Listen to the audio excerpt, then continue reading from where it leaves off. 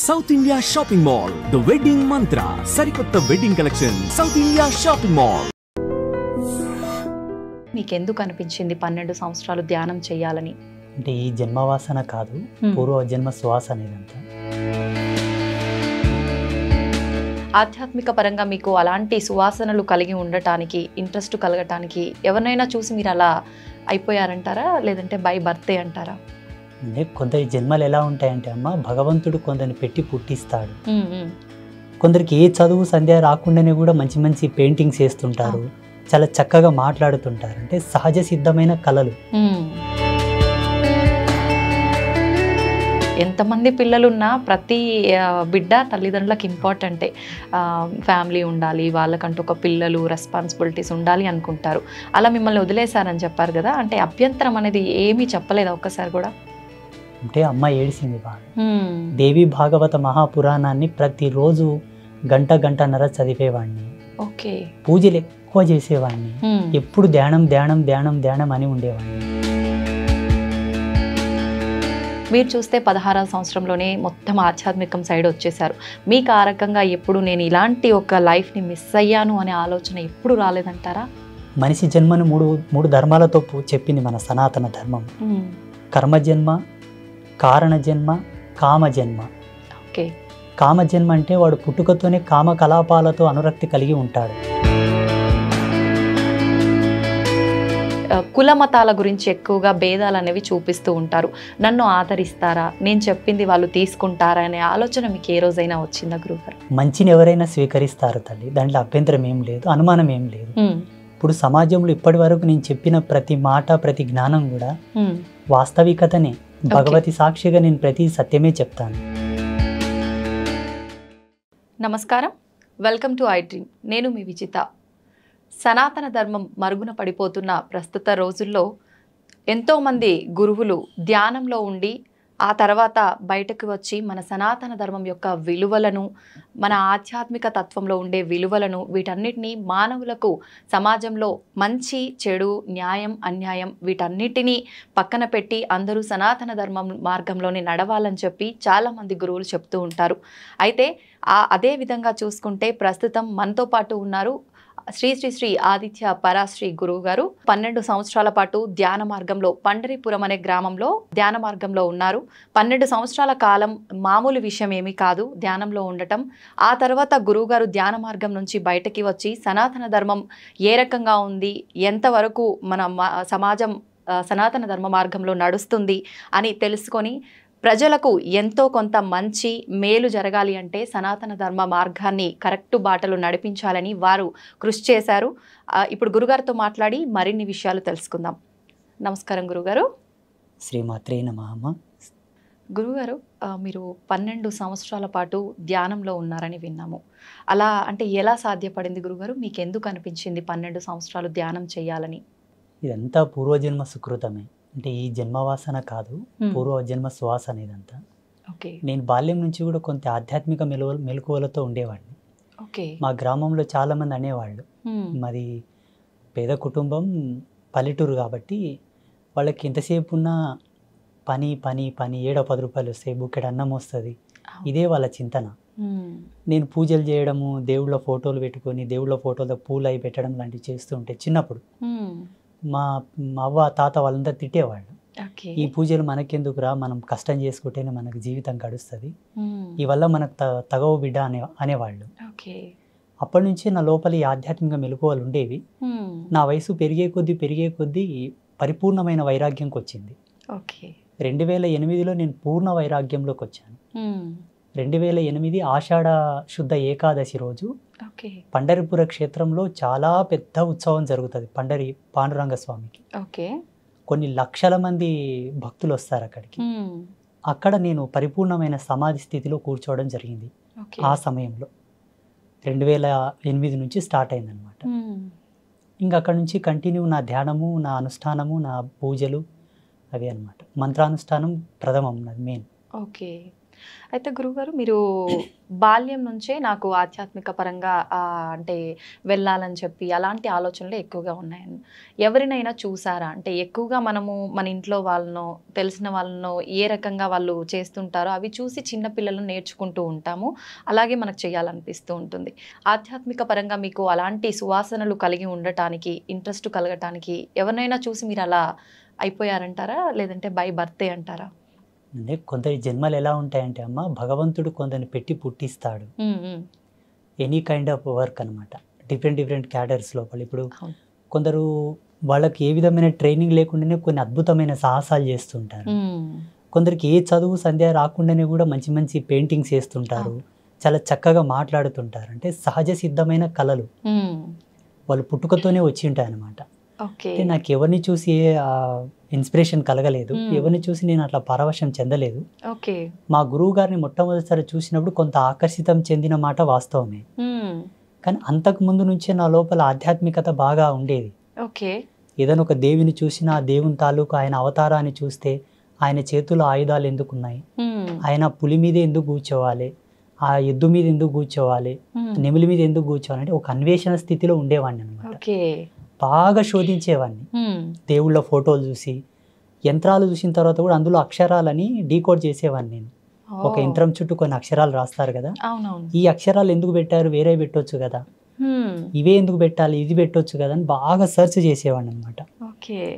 ఎప్పుడైతే మా గురువు గారిని చూసానో అప్పుడు ఇంకా పరిపూర్ణమైన ఎరుక వచ్చింది, జ్ఞానం పరిపూర్ణం. సత్యం ఏంటి, ధర్మం ఏంటి, అసలు ఈ ప్రపంచంలో ఉండేటటువంటి దైవీ సంపత్తి ఏందనేది వారిని చూసి తెలుసుకోవడం, వారి ద్వారా వినడం ఇంకా దృఢమైపోయింది నా యొక్క ఆధ్యాత్మిక తపస్సు. మీ గురువు గారు అంటే ఏ వయసులో వారిని కలిసారు గురువుగారు మీరు? నేను అప్పుడు 16వ సంవత్సరం ఉన్నాను. అంటే ఎలా కలిసారు గురువుగారు మీరు వాళ్ళని? మేము వలసదారులు అనమాట, మా కుటుంబం మొత్తం కూడా. పండరిపుర క్షేత్రానికి వలస వెళ్ళాము మేము కూలి పని కోసం. నేను నా కూలి పని చేసుకుంటూ ఉండే సమయం లోపల మా గురువు గారి పల్లకి సేవ వెళ్తూ ఉండేది. సంత్ రాజారాం కైకాడి మహారాజ్ అంటే పండరిపుర క్షేత్రంలో చాలా ఫేమస్ మఠం అది. వారి పల్లకి సేవ చూసినప్పుడు వారిని చూడగానే నా మనస్సు అంతా వారి మీదకి వెళ్ళిపోయింది. ఇంకా డే మొత్తం పనిచేశాను. సాయంత్రం వారి దగ్గరికి వెళ్ళి కూర్చొని, నాకు కొంచెం మరాఠీ వస్తుంది, మరాఠీలో నేను వారితో మాట్లాడాను. స్వామీజీ, నాకు ఇట్లా ఆధ్యాత్మిక అన్వేషణ ఉన్నది, కొన్ని ఆధ్యాత్మిక అనుభవాలు కలుగుతూ ఉన్నాయి, దీన్ని నివృత్తి చేయండి అని అడిగాను. వారు 2 మాటలు అన్నారు. నీ జీవితం ఇది కాదు, నువ్వు ఇందులో ఉండడం కరెక్ట్ కాదు, మీ తల్లిదండ్రులను తీసుకొని రా, నేను కొన్ని విషయాలు చెప్తానని అన్నారు. మా అమ్మతో మా నాన్నతో చెప్పాను, వాళ్ళు వచ్చి కలిశారు. ఈ అబ్బాయితో గనక మీరు పని చేయిస్తే ఒక గోవుతో సేవ చేసుకున్నట్లనే నీ కొడుకు కాదు అని వదిలేసే అని చెప్పారు. వారు ఏమన్నారంటే, నువ్వు లోక కళ్యాణం కోసం పుట్టావు నాన్న, ఈ సంసారంలో నువ్వు ఉండేది కాదు. ఎందుకోసం అంటే నీకు ఒక అన్న ఉన్నాడు, ఒక తమ్ముడు ఉన్నాడు, 2 ఉన్నారు సంసారానికి, 2 అక్కలు ఉన్నారు, 2 చెల్లెళ్ళు ఉన్నారు. నీ కుటుంబానికి ధర్మం ఉంది, నువ్వెందుకు ఇక్కడ, నీ ధర్మం ఇది కాదన్నారు. నేను అప్పుడే కలిశాను వారిని. మరుసటి రోజే మా అమ్మ నాన్న తీసుకొని వెళ్ళాను. నా బయోడేట్ ఎలా చెప్పగలిగాడు ఆయన? నాకు అన్న ఉన్న సంగతి, తమ్ముడు ఉన్న సంగతి, అక్క చెల్లెళ్ళు ఉన్న సంగతి అసలు ఆయనకు పరిచయమే లేని నేను. అంత దివ్య దృష్టి ఉంది వారికి. ఇంకా అప్పటి నుంచి మా అమ్మ నాన్న నన్ను వదిలేశారు. అప్పటి నుంచి పరిపూర్ణ ఆశ్రమ ధర్మంలోకి వచ్చేసాను. ఇంకా ఇప్పుడు ఎప్పుడైతే వారు నా గురించి చెప్పారో అప్పుడు నాకు పూర్త అంటే ఆలోచన అనేది మారిపోయింది కంప్లీట్గా. ముందుగానే మీరు ఆధ్యాత్మిక పరంగా కొంచెం ఇంట్రెస్ట్ ఎక్కువగా ఉంది కాబట్టి గురువుగారు ఆ మాటలు చెప్పగానే, కానీ గురువుగారు మామూలుగా మీకుంది ఓకే, కానీ పేరెంట్స్ ఎక్కువగా సపోర్ట్ చెయ్యరు. అదేంటి, నాకు ఎంతమంది పిల్లలున్నా ప్రతి బిడ్డ తల్లిదండ్రులకు ఇంపార్టెంటే, ఫ్యామిలీ ఉండాలి, వాళ్ళకంటూ ఒక పిల్లలు రెస్పాన్సిబిలిటీస్ ఉండాలి అనుకుంటారు. అలా మిమ్మల్ని వదిలేశారని చెప్పారు కదా, అంటే అభ్యంతరం అనేది ఏమీ చెప్పలేదా ఒక్కసారి కూడా? అంటే అమ్మ ఏడిసింది బాగా, అమ్మ ఏడిసింది, నాన్న కూడా బాధపడ్డాడు. ఇంకా వాళ్ళు అర్థం కూడా చేసుకున్నారు నేను చేసే పనులు అట్లా ఉండేవి. దేవి భాగవత మహాపురాణాన్ని ప్రతిరోజు గంటన్నర చదివేవాడిని. పూజలు ఎక్కువ చేసేవాడిని. ఎప్పుడు ధ్యానం ధ్యానం ధ్యానం ధ్యానం అని ఉండేవాడిని. కొన్ని సందర్భాల్లో పని చేస్తున్నప్పుడు కూడా అలాగే ధ్యానంలోకి జారుకునేవాడిని. వాళ్ళు చూశారు నా చేష్టలన్నీ. ఈ స్వామీజీ చెప్పిన మాటలకు నేను జీవించే జీవన విధానానికి వాళ్ళకి అర్థమైపోయింది. వీడు చేసే పనులు అలాగే ఉన్నాయి, ఈయన చెప్తుంది కూడా వాస్తవమే కాబట్టి ఇది సత్యం, ఇంకా దీంట్లో అనుమానం ఏమీ లేదని వాళ్ళు మనసును దృఢం చేసుకున్నారు. ఇంకా దృఢం చేసుకొని ఇంకా వదిలేశారు నన్ను కంప్లీట్గా. ఓకే గురుగారు, మామూలుగా చిన్న ఏజ్ అనగానే ఆడుకోవటం, పిల్లలతో కలిసిమెలిసి తిరగటము ఇలాంటివి చాలా ఉంటాయి. కొంచెం వయసు పెరిగే కొద్దీ ఎన్నో రకాల కోరికలు, ఇలా ఉండాలి అలా ఉండాలి అని చాలా రకాలుగా ఉంటుంటాయి.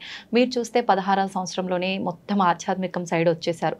మీకు ఆ రకంగా ఎప్పుడు నేను ఇలాంటి ఒక లైఫ్ని మిస్ అయ్యాను అనే ఆలోచన ఎప్పుడు రాలేదంటారా? ఇక్కడ మనకు జన్మవాసనను 3 విధాలుగా 3 భాగాలుగా చెప్పవచ్చు. మనిషి జన్మను మూడు ధర్మాలతో చెప్పింది మన సనాతన ధర్మం. కర్మజన్మ, కారణ జన్మ, కామజన్మ. ఓకే. కామజన్మ అంటే వాడు పుట్టుకతోనే కామకలాపాలతో అనురక్తి కలిగి ఉంటాడు. ఎవరిని చూసినా మనకు అదే దృష్టి ఉంటుంది, కామ దృష్టి వెళ్తుంది అనమాట, స్త్రీ కానీ పురుషుడు కానీ. కర్మజన్మ ఏంటంటే ఎన్ని పనులు చేసినా ఆయన కలిసి రాదు, ఎంత కష్టపడ్డా కలిసి రాదు, ఎంత ప్రయత్నం చేద్దామన్నా కర్మ తీరదు, ఇంకా కర్మ చేయాల్సి వస్తుంది ఆయన. ఆయన పుట్టి తన తల్లిదండ్రులతో సేవ చేయించుకునేటటువంటి వాళ్ళు కూడా కర్మజన్మ కిందికే వస్తారు, కర్మజన్మ కిందికే వస్తారు. కారణ జన్ములు ఏంటంటే వాళ్ళకి బై బర్త్ నుంచే ఆధ్యాత్మిక మెలుగువలతో పుడతారు వాళ్ళు, పుట్టుకతోనే. ఇప్పుడు బ్రహ్మం గారు ఉన్నారు, ఆయన బై బర్త్ నుంచే అద్వితీయమైనటువంటి జ్ఞాన సంపన్నులు వాళ్ళు. అసలు మానవ మాతృలు ఎవరు కూడా అంతటి జ్ఞానంతో ఉన్నట్టు ఇప్పుడు చరిత్రలో లేదు. అపారమైనటువంటి జ్ఞాన సంపన్నులు వాళ్ళు. అట్లా మహితాత్ముల జన్మలు సామాన్యుల జన్మలు సమానం కావు.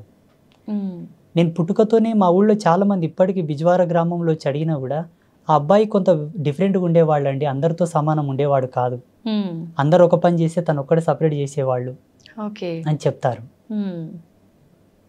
అయితే గురువుగారు, మీ అంటే వేషధారణ విషయానికి వస్తే స్వామీజీలు అనగానే మామూలుగా మగవారు ఏ రకమైన దుస్తులు ధరిస్తారో ఆ రకంగా ఉంటుంటారు నార్మల్గా. మీ వస్త్రధారణ చూస్తే కనుక కొంచెం ఆడవారికి సంబంధం కలిగి ఉన్నట్టుగా ఉంటుంది. ఎందుకని ఈ రకంగా మీరు వస్త్రధారణ ఎంచుకున్నారు? మాది కౌడిధారి పంత్, అంటే ఈ గవ్వలు ఉన్నాయి కదమ్మా, దీన్ని కౌడిధారి పంత్ అంటారు. శ్రేష్టమైన మూల శ్రీ విద్య, ఇది స్త్రీ యొక్క యోని స్వరూపమై ఉంటుంది. స్త్రీ యొక్క యోని స్వరూపం ఈ గవ్వ, దీని మెడలో ధరించి ఇది ఏకవస్త్రం తల్లి, కుట్టని బట్ట ఒకే వస్త్రాన్ని అలా చుట్టుకుంటాం. ఇది ఒక్కటి తప్పిస్తే శరీరం మీద ఏది ఉండదు మాకు, ఏకవస్త్రం ఇది. ఇంకా మా వేషధారణ, మా ఈ ఉంగరాలి వల్ల అంటే శ్రీ విద్య సాధనలో మేము చేసేటటువంటి కొన్ని ప్రక్రియలకు ఆబంధనాలు, ఒక్కొక్క దానికి ఒక్కొక్క పరమార్థం ఉంది. అవి మేము చేసే సాధన లోపల మాకు ఎంతో సపోర్ట్ చేస్తాయి. మా శరీర నియంత్రణ, మేము చేసేటటువంటి ఆధ్యాత్మిక మెలుగువల్లో మాకు బాగా ఎనర్జీ బూస్ట్ చేస్తుంటాయి. ఒక్కొక్క దానికి ఒక్కొక్క మంత్రానుష్ఠాన పరిదిగ్బంధన కూడా ఉన్నది. ఈ ఉంగరాలకు కానీ, కుండలాలకు, మేము వేసుకునే బేడీలకు, మేము వేసుకునే మాలలు, మేము ఏవే కానీ మార్కెట్లో దొరికి తీసుకొచ్చి మెళ్ళో వేసుకోం వేరే స్వామీజీలాగా.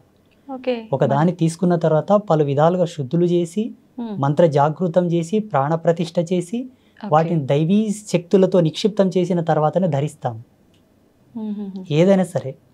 ఓకే, అంటే అలా ధరిస్తేనే వాటికి సంబంధించిన వాల్యూస్ అన్ని ఉంటాయా గురుగారు? వస్తాయి 100%. ఏదైనా ఒక కూరగాయను, ఆకుకూరను మార్కెట్ నుండి తెచ్చిన తర్వాత కడుగుతాం, కడిగి దాన్ని ఎంత తరగాలో తరిగి దాంట్లో ఏవి వస్తువులు వేయాలో వేసిన తర్వాతనే కూర వండుకుంటాం. అవునవును.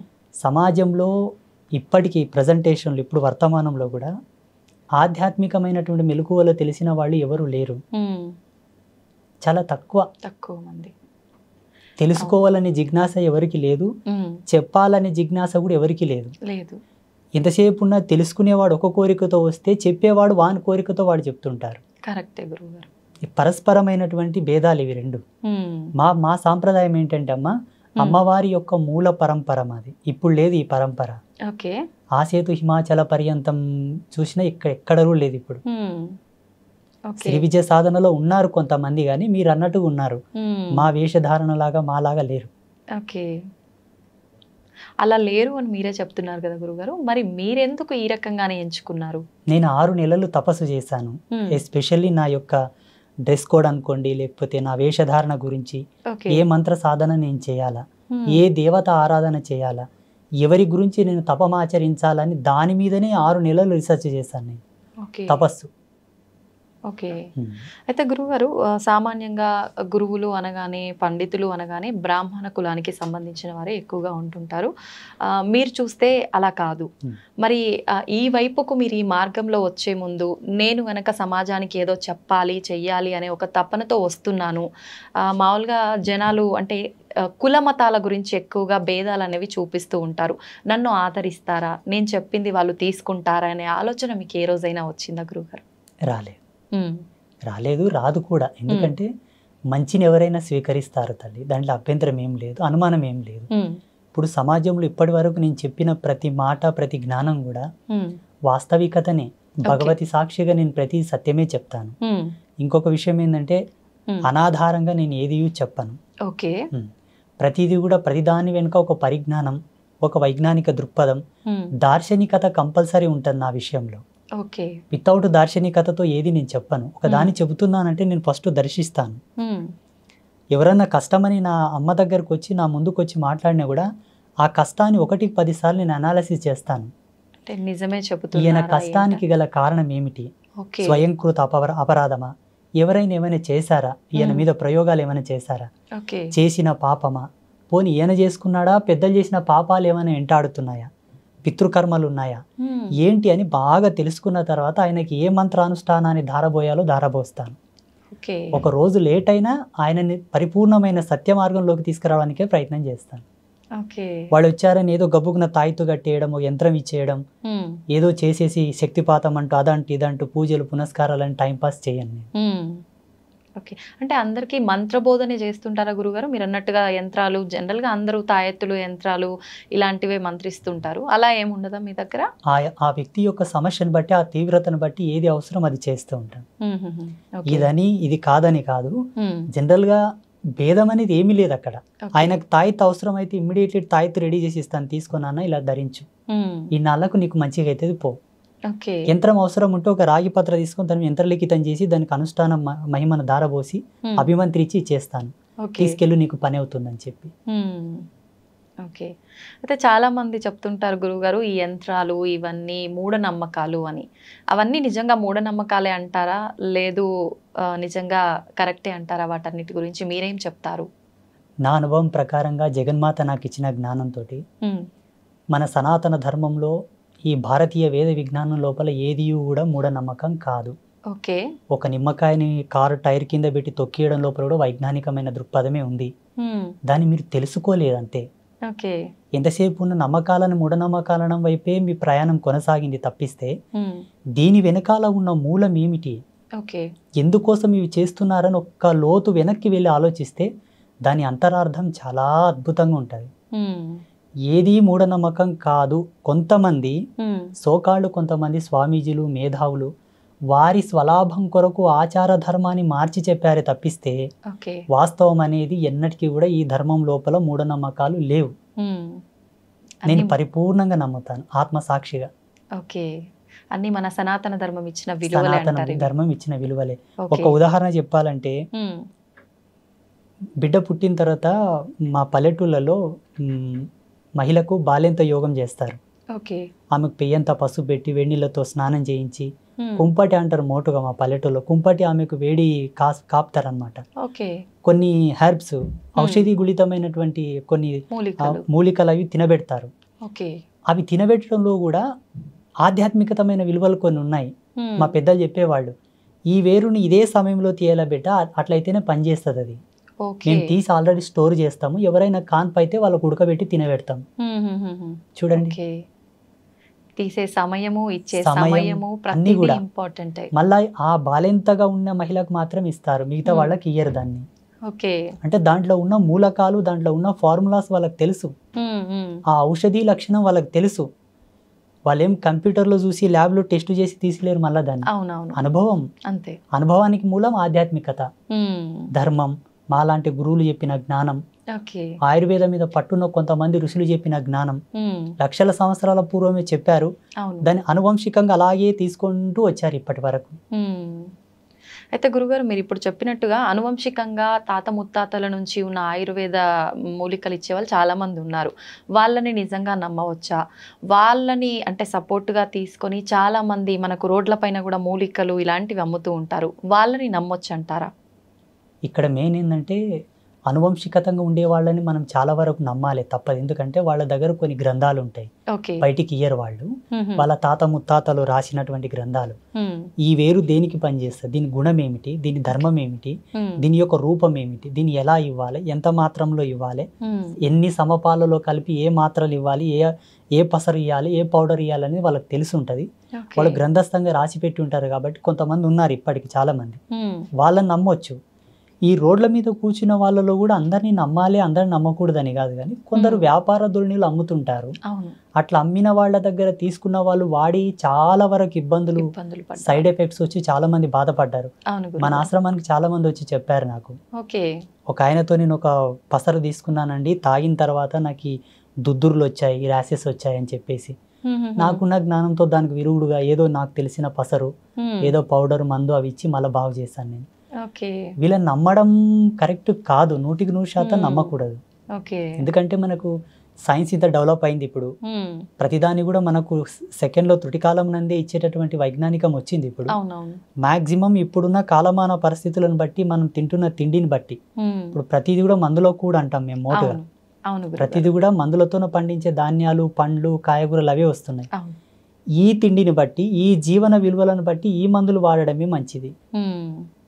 అప్పట్లో మోటు మందులు ఎట్లా పనిచేస్తుందంటే గట్టితనం ఉండే అందరి లోపల, దృఢత్వం బాగుండే, తినే తిండిలో కూడా ఆ గట్టితనం ఉండేది కాబట్టి పసర్లు పనిచేసేవి.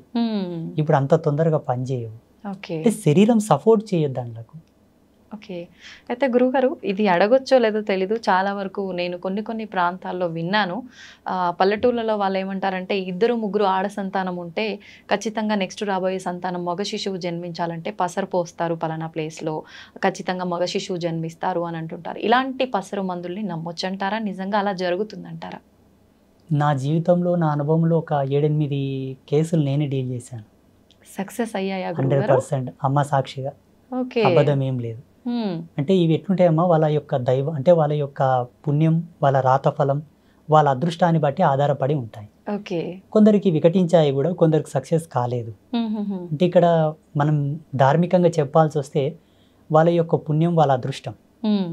ఇటువంటివి ఏంటంటే హార్మోనల్ సెక్టర్ని మార్చేటటువంటి మూలికలు కొన్ని ఉంటాయి.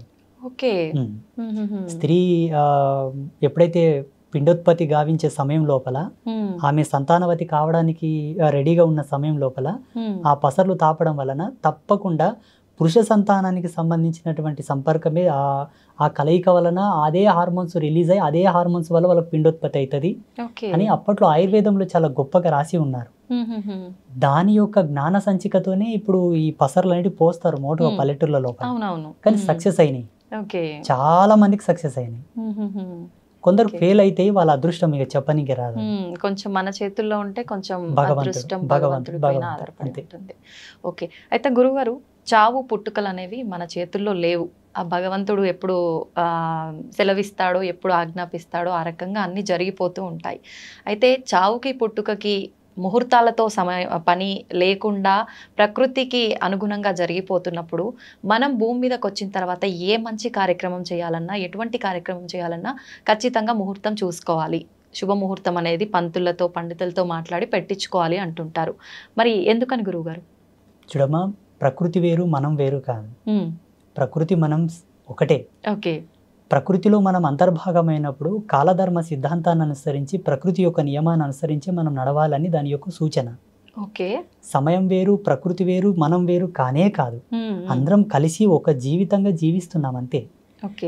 మనం ఒక సమయాన్ని తీసుకుంటున్నామంటే ఆ తాలూకు యొక్క ఎనర్జీ సీక్వెన్సెస్ యాడ్ అయి ఉంటాయి నేచర్లో. ఆ గ్రావిటీ అనేది ఫోర్స్ అయి ఉంటుంది అప్పుడు. అట్ ద పాజిటివిటీ, శుభ సమయము, శుభముహూర్తం, శుభ సంకేత దృక్పథంతో కూడుకున్నటువంటి వాతావరణం, మంచి నీ జీవనాడులకు, నీ జీవ చైతన్యానికి, నీ ఆరా సిస్టానికి అది అనుసంధానం అయ్యి ఉండే టైం అది. ఉదాహరణకి సూర్యోదయం లోపల ప్రశాంతంగా చల్లగా ఉంటది వాతావరణం. అవును గురుగారు. మధ్యాహ్నానికి ఆ వాతావరణం ఉండదు కదా. ఉండదు. అంటే ఏం మారినట్టు? సూర్యుని యొక్క తాపం పెరిగి వేడి ఎక్కువ ఉత్పన్నం అయ్యింది కాలంలోనే. అవునవును. ఇదే కాలంలోనే మార్పులు జరుగుతున్నాయా లేదా?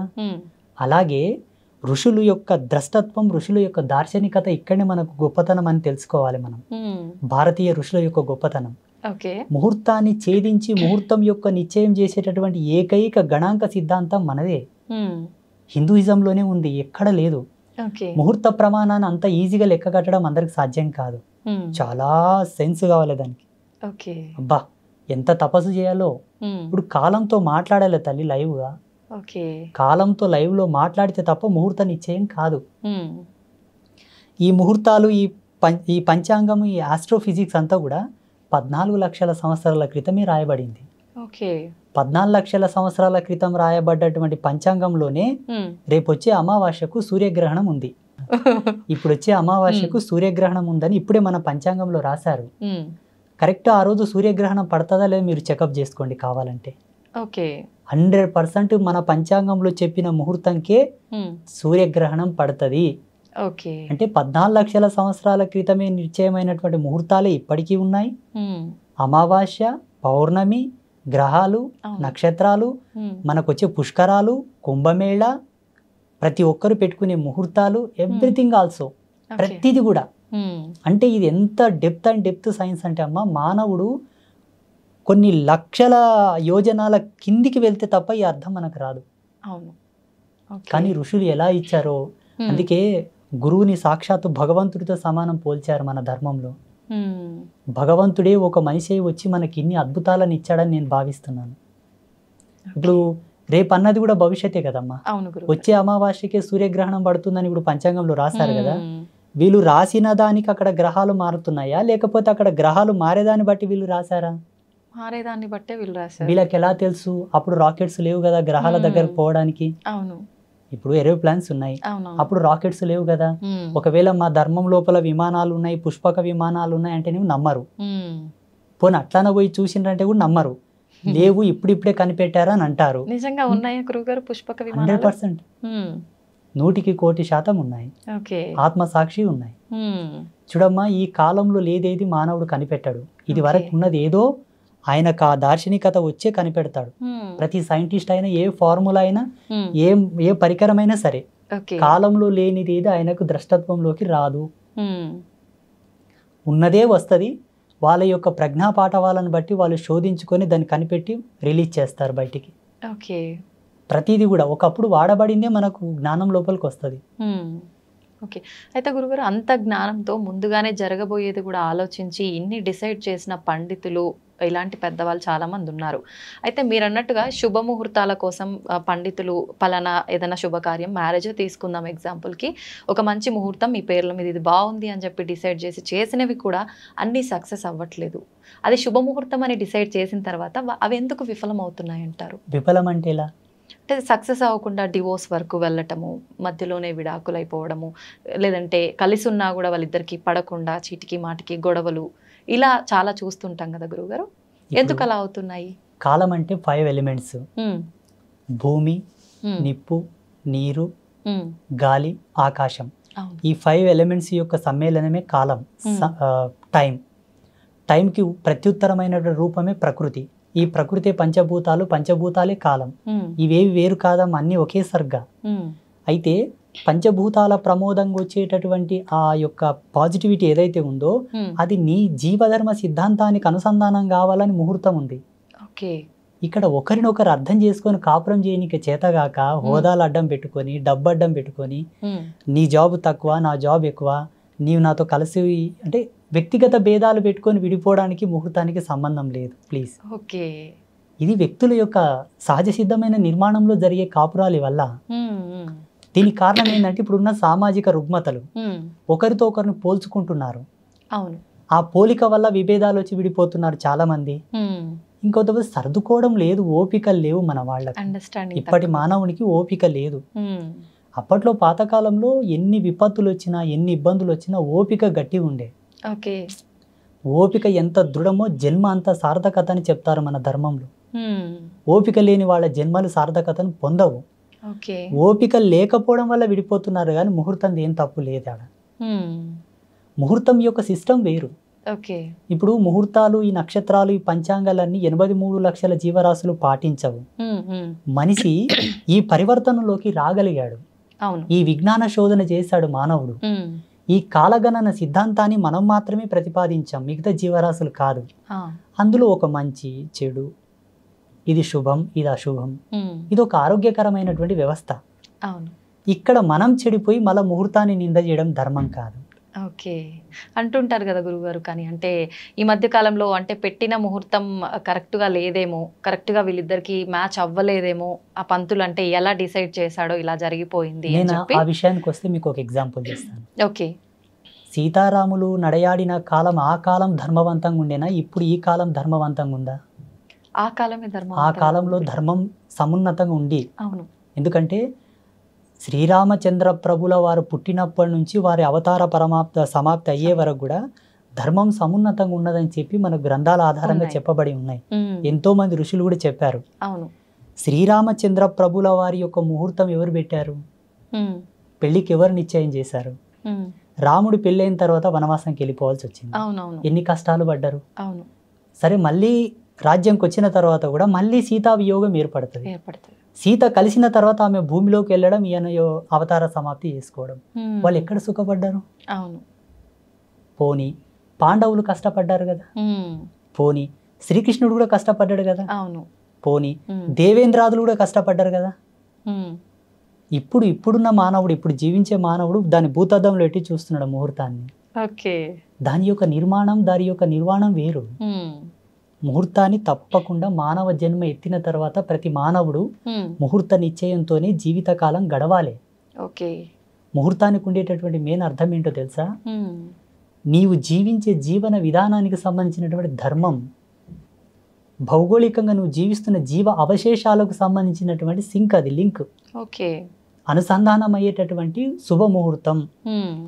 అది నీ జీవితంలో ఒక సార్థకతను ప్రసాదించడానికి నిర్ణయం చేసిన ఒక టైం. దానివల్ల మన జీవితాలు నడవాలనుకోవడం అజ్ఞానం. మనం బ్రతకాలి, మనం జీవించాలి. ప్రతి దాంట్లో సహనం, ఓర్పు, నిగ్రహము, విచక్షణ రహితమైనటువంటి జీవితాలే కొనసాగుతున్నాయి తప్పిస్తే జ్ఞానవంతమైన జీవితాలు లేవు కదా సమాజంలో. అవును గురుగారు. అయితే గురుగారు, ఎక్కువగా భగవంతుడి ఆరాధనలో ఉన్న వాళ్ళకే కష్టాలు, ఇబ్బందులు ఎక్కువగా ఉంటుంటాయి అంటుంటారు. ఎగ్జాంపుల్కి తీసుకుంటే కూడా చాలామంది ఎక్కువగా దేవుడి పైన భక్తి ఎక్కువగా ఉండి ఎక్కువ పుణ్యక్షేత్రాలను దర్శించుకోవడానికి, దేవుడిని దర్శించుకోవడానికి వెళ్తూ ఉంటారు. అలా వెళ్ళే ఆ సమయంలో కొంతమంది ప్రమాదవశాత్తు ప్రాణాలు కూడా కోల్పోతూ ఉంటారు. దైవ దర్శనానికని వెళ్తుంటే ఎందుకు అలా జరుగుతుంది? వాళ్ళు చేసిన కర్మ ఫలాల ఆధారంగా అయి ఉంటుందా? మరి అలా ఉన్నప్పుడు భగవంతుని ఆరాధిస్తే మనం శరణు వేడుకుంటే ఎటువంటిదైనా ఆయన రక్షిస్తాడు అని అంటుంటారు. ఎందుకు వాళ్ళని భగవంతుడు రక్షించలేకపోతున్నాడు? భగవంతుడు వాళ్ళని రక్షించే పాత్రత లోపల ఎప్పుడు సంసిద్ధుడై ఉంటాడు. కాకపోతే భగవంతుని పాత్రత ఎంత సత్యమో కాపాడబడాలన్న నీ పాత్రత కూడా అంతే సత్యమై ఉండాలి. ఈరోజు ఐ డ్రీమ్స్ మీడియా వాళ్ళు నన్ను ఇక్కడ పిలిచారంటే ఏదో కొంతో నా లోపల నచ్చే పిలిచారు. స్వామీజీ ఇంతో అంతో చెప్తాడు మంచిగాని. భగవంతుడు నిన్ను అనుగ్రహించి కాపాడాలన్నప్పుడు నువ్వు అంత సత్యవంతుడు వై కూడా ఉండాలి. బై బర్త్ నుంచి ఈ జన్మది సరిపోక పోయిన జన్మలో కూడా అంత పుణ్యకార్యములు, పుణ్య దీక్ష దక్షత నీలో ఉండాలి. మీ పితాపితరులు కూడా పుణ్యం చేసి ఉండాలి. ఇప్పుడు ఈ జన్మ ఇప్పుడే ఆకాశం నుంచి ఊడిపడ్డది కాదు. ఎన్ని సంవత్సరాల నుంచి, ఎన్ని లక్షల సంవత్సరాల నుంచి ఉండేటటువంటి ఆ జెనెటిక్ థియరీని బట్టి మనకి జన్మ వచ్చింది, ఆ DNA కాలం బట్టి. సో ఆ వంశవృక్షంలో చేసేటటువంటి పాప సంక్రమణ, పుణ్య సంక్రమణ వల్ల ఈ దేహం ఉంటుంది. ఈ దేహం పొందిన తర్వాత కూడా చేసేటటువంటి పాప సంక్రమణ, పుణ్య సంక్రమణ. అందుకు భగవంతుని చెంతన నువ్వు నిష్ణాతుడవై ఉండి అర్హుడవై ఉంటే త్రుటికాలం నంది నిన్ను తప్పించగలడు కదా. ఎంతమంది బ్రతుకుతుండలేరు ఇప్పుడు? ఎంతో మంది ఇప్పుడు కాపాడబడుతున్నారు, రక్షించబడుతున్నారు. వీళ్ళెందుకు రక్షించబడలేదంటే అందుకు భిన్నమైనటువంటి పాపమో కర్మనో ఏదో ఉండవచ్చు. అంత ఈజీగా మనం క్యాలిక్యులేట్ చేయడం కూడా ధర్మం కాదు. పూజలు చేసే వాళ్లకు కష్టాలు ఎందుకు వస్తాయంటే పూజలు చేయడం వల్ల కష్టాలు తీరుతాయనుకోవడం ఫస్ట్ అజ్ఞానం. ఎందుకు పూజలు చేస్తారంటే చెప్పన తల్లి, మనకు పితృపక్షం వస్తుంది. ఇప్పుడు అవును. పితృపక్షం. పితృపక్షంలో మన హిందూ ధర్మం లోపల మన పెద్దలకు శ్రద్ధా తర్పణాలు వదులుతారు, పిండ ప్రదానాది కార్యక్రమాలు చేస్తుంటారు. ఆ పల్లెటూళ్ళలో వాళ్ళ ఫోటోలు పెట్టి వాళ్ళు తినే వాళ్ళకి ఇష్టమైన పదార్థాలు వండి పెట్టి పూజలు పునస్కారాలు చేసి దండం పెట్టుకుంటారు. ఎందుకోసం అంటే వాళ్ళు ఇచ్చినటువంటి దేహం ఇది, వాళ్ళ వంశంలో మనం పుట్టామని ఒక కృతజ్ఞత భావం. వాళ్ళకు ఒక మాసం ఏర్పాటు చేసి ఈ మాసంలో పితృదేవతలను కొలవాలని ఆ మాసాన్ని డిసైడ్ చేసి పితృపక్షంలో పితృదేవతలకు పూజలు చేయాలని ఒక రూల్ ఇచ్చారు మన ధర్మంలో. ఈ జన్మనిచ్చినందుకు వాళ్ళకు మొక్కుతున్నాం మనము. వాళ్లకు మనకు ఇంతటి అందమైన ప్రపంచాన్ని భగవంతుడు ఇచ్చాడు కదా, మరి భగవంతునికి ఏమి ఇవ్వాలి మనం? అందుకే ఈ పూజలు. నిన్నిచ్చినందుకు, ఈ ప్రకృతిని ఇచ్చినందుకు, నీకు ఇంతటి అందమైన ప్రపంచాన్ని సృష్టించినందుకు భగవంతునికి నువ్వు ఇంత కృతజ్ఞత భావంతో పూజ. అంతేగాని నువ్వేదో ఇస్తే ఆయన నీ కోరికలు తీర్స్తాడనుకోవడం కరెక్ట్ కాదు. చూడమ్మ, వేదాంత ధర్మంలో ఎప్పుడు కూడా వేద ధర్మం ప్రకారంగా, శాస్త్ర ప్రమాణం ప్రకారంగా పూజలు చేస్తే కష్టాలు నెరవేరుతాయని లేదు. కానీ ఋషులు మనసుల యొక్క కష్టాలు చూడలేపక, బాధలు చూడలేపక వాళ్ళు ధ్యానంలో కూర్చొని కొన్ని దర్శనాలు చేశారు. వ్రతాలు, నోములు, కొన్ని ప్రత్యేకమైన హోమములు, శాంతులు, కొన్ని యజ్ఞక్రతువులను దర్శించారు. వీటిని చేయండి, వీటి యొక్క మహితాత్మమైన శక్తి చేత భగవంతుడు ప్రసన్నమవుతాడు, మీ కష్టాలు తీరుతాయి అని ఒక ప్రమాణంగా చెప్పారు. కానీ అది కూడా దాని మీద ఎప్పుడు ఆధారపడి ఉండకు. నిన్ను నీవు నమ్ముకో, నీవు సత్యశీలుడవై మెలుగు, అప్పుడు అవి నీకు రిఫ్లెక్ట్ అవుతాయి, నీకు రిప్లై ఇస్తాయని కూడా చెప్పారు. మళ్ళీ వెనుకనే ఇలా చెబుతూనే ఇది కూడా చెప్పారు, ఏది అవసరమో అదే పాటిస్తున్నారు కంపల్సరీ. ఇప్పుడు ఒక కంపెనీ యాజమాన్యం దగ్గరికి వెళ్ళి అయ్యా నాకు ఉద్యోగం ఇవ్వండి అంటే నీ అర్హత ఏముంది నాయన అని అడుగుతారు. నేను పలానా డిగ్రీ చేశానండి, పలానా పీజీ చేశానంటే నీ చదువుకు, నీ ర్యాంకు తగ్గట్ల నీకు ఉద్యోగం ఇస్తారు. నిన్ను ఏ సీట్లో కూర్చోబెట్టాలి, ఎక్కడ కూర్చోబెట్టాలో వాళ్ళు డిసైడ్ చేస్తారు. భగవంతుడు కూడా ప్రకృతి ఆధారంగా మనం జీవించే జీవన విధానాలను బట్టి, మనం నడిచే నడవడికను బట్టి మనకు కొన్ని మార్కులు వేస్తాడు. ఆ మార్కులను బట్టి మన జీవితం డిక్లేర్ అవుతుంది. మనకు వచ్చేటటువంటి కష్టాలు, బాధలు, ఇబ్బందులు, భోగభాగ్యాబ్ది సంప్రాప్తములన్నీ కూడా మన జీవించే జీవన విధానం బట్టి వస్తాయి. మా పెద్దలు ఏమనే వాళ్ళు తెలుసా పల్లెటూళ్ళలో, అమ్మా ఏం లేదు నాయన, ఎవరు ఏది నాటుతారో అదే కోసుకొని తింటారు, ఏది నాటుతారో అదే కోసుకొని తింటారు, అందుకు మిన్న ఏదీ లేదు. నువ్వు మంచి చేస్తావా మంచే వస్తుంది, చెడు చేస్తావా చెడే వస్తుంది, అది ఎన్నటికి తప్పదు అనేవాళ్ళు మా పెద్ద మనుషులు. వాళ్ళేం సిద్ధాంతులు కాదు, పండితులు కాదు. మళ్ళా ఇంకొక మాట అనేవాళ్ళు, ఈ జన్మ, ఈ కాలం అంతా ఒక అద్దం లాంటిది నాయన, అద్దం ముందలు పోయి నువ్వు ఏ చేష్టలు చేస్తే నీకు అదే ఎట్లా రిప్లై ఇస్తుందో, ఈ ప్రకృతి కూడా అంతే, నువ్వు ఏం చేస్తావో అది రాసుకుంటుంది, అదే దొబ్బుతుంది మళ్ళీ నీ మీద అని చెప్పారు. నిజంగా చాలా బాగా చెప్పారు గురువు గారు. కానీ మీరు చెప్పినంత వింటుంటే నిజంగా ఇది వాస్తవం అనిపిస్తుంది. కానీ కొంతమంది వాళ్ళ విషయంలో ఏం జరుగుతుందంటే, వాళ్ళు ఎంత నిజాయితీగా ఉన్నా, ఎంత మంచి మార్గంలో నడిచినా కూడా ఎక్కువ ఈ ఇబ్బందులన్నీ వాళ్ళకే వస్తుంటాయి. మరి దాని గురించి ఏం చెప్తారు? వాళ్ళకి ఆ జన్మ ఏకన ముందు వాళ్ళ తల్లిదండ్రులు అంతటి పుణ్యకర్మలు ఆచరించలేకపోవచ్చు. జీవుడు తన ఈపున ఎంత పుణ్యం పెట్టుకొని సంతానాన్ని ఇస్తే పుట్టే పిల్లలు అంత గొప్పగా పుడతారు. మీకు ఒక ఎగ్జాంపుల్ చెప్తానమ్మా. ఇప్పుడు మా డ్రైవర్ వచ్చాడు, మా డ్రైవర్ వాళ్ళ తల్లిదండ్రులు ఒక గురువుతోటి బోధ తీసుకున్నారు, గురూపదేశం. వాళ్ళు గురూపదేశ సంస్కారం తీసుకున్నప్పటి నుంచి మా డ్రైవర్ వాళ్ళ నాన్న చనిపోయాడు. వాళ్ళ నాన్న చనిపోయే వరకు వాళ్ళ జీవితాలలో చూడని కష్టం లేదు, పడని బాధ లేదు. పాపం నేను లైవ్ లో చూశాను, చాలా కష్టపడ్డారు. చివరికి వాళ్ళ నాన్న చనిపోయాడు, వాడు ఒక్కడే అబ్బాయి, వాళ్ళ అమ్మ వారిద్దరే ఉంటున్నారు. ఇప్పుడు ఆ అబ్బాయి వాళ్ళ అమ్మ, ఆ అబ్బాయి నా పాదాలను ఆశ్రయించి నాతో ఉపదేశం తీసుకున్నాడు, మంత్రోపదేశం. అమ్మవారిని ఆశ్రయించి నాతో మంత్రోపదేశం తీసుకున్నప్పటి నుంచి ఇప్పుడు ఎంత సుఖంగా, ఎంత సంతోషంగా ఉన్నారో. అసలు చాలా ఆనందంగా ఉన్నారు వాళ్ళు. ఇప్పుడు ఆయనకు కొడుకో బిడ్డ పుట్టారు, ఎంత ఆరోగ్యంగా, ఎంత చురుకుగా, ఎంత అందంగా, ఎంత అభినయంగా పుట్టారో పిల్లలు. అసలు ఈ కష్టము, బాధ అంటేనే తెలియనంత గొప్పగా పెరుగుతున్నారు ఇప్పుడు. అంటే వాళ్ళ తాత, వాళ్ళ అవ్వ గురూపదేశం తీసుకొని గురువు చేత గురువులినటువంటి పుణ్యము కొడుకుకు ఉత్తాన పదంగా సంక్రమించి ఇప్పుడు మనమంగులకు పుణ్యం ఆవహించింది. ఖచ్చితంగా మనం చేసేయి మన పిల్లలకి వాళ్ళ పిల్లలకి. దశరథ మహారాజు తన జీవిత పర్యంతం లోపల పొందిన శాపాన్ని తాను మొత్తం సంపూర్ణంగా అనుభవించకూడని దేహము చాలించిన తర్వాత ఆ శాపం యొక్క పవర్ అనేది, ఆ యొక్క మహిమ అనేది, ఆ శక్తి అనేది శ్రీరామచంద్ర ప్రభు అనుభవించాడు, లక్ష్మణస్వామి అనుభవించాడు, భరతుల వారు అనుభవించారు, శత్రుఘ్నుడు అనుభవించాడు. అవును, తప్పదు. ఇప్పుడు ఈ జన్మ వారి చేత పొందామంటే వారి యొక్క అవశేషములు కూడా మన యొక్క జీవితం వెనకాలే వస్తాయి 100%. డాక్టర్స్ కూడా అదే చెప్తారు కదమ్మా.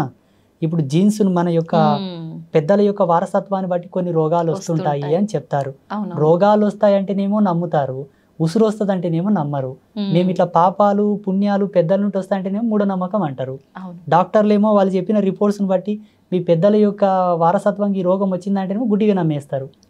అక్కడ అది అంటే సైంటిఫిక్గా అన్ని ప్రూఫ్స్ ఉంటుంటాయి కదా గురువుగారు.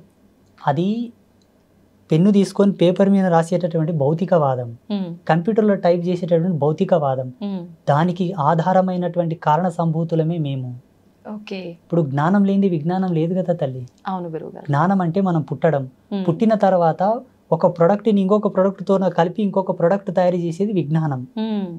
ఈ ప్రొడక్టే భగవంతుడు ఇచ్చాడు కదా, ఉన్నదాన్నే తారుమారు చేసి ఒకదానికి రూపకల్పన చేసావు నువ్వు. ఇంకెక్కడి నుండి తెచ్చావు? ఈ భూమిన పుట్టిన దాన్ని నువ్వు కొత్తగా తయారు చేసావు. కొత్తగా ఏమైనా తీసుకొచ్చావా? లేదు కదా. అది నీ ప్రజ్ఞాపాఠవాలు, నీ గొప్పతనం. కానీ భగవంతుడి ధిక్కరణ మంచిది కాదు. భగవంతుడి నేల నీయకుంటే ఏడ రీసెర్చ్ చేస్తుంటే మనము, ఈ గాలి నీయకుంటే ఏడ ప్రయోగాలు చేస్తుంటే.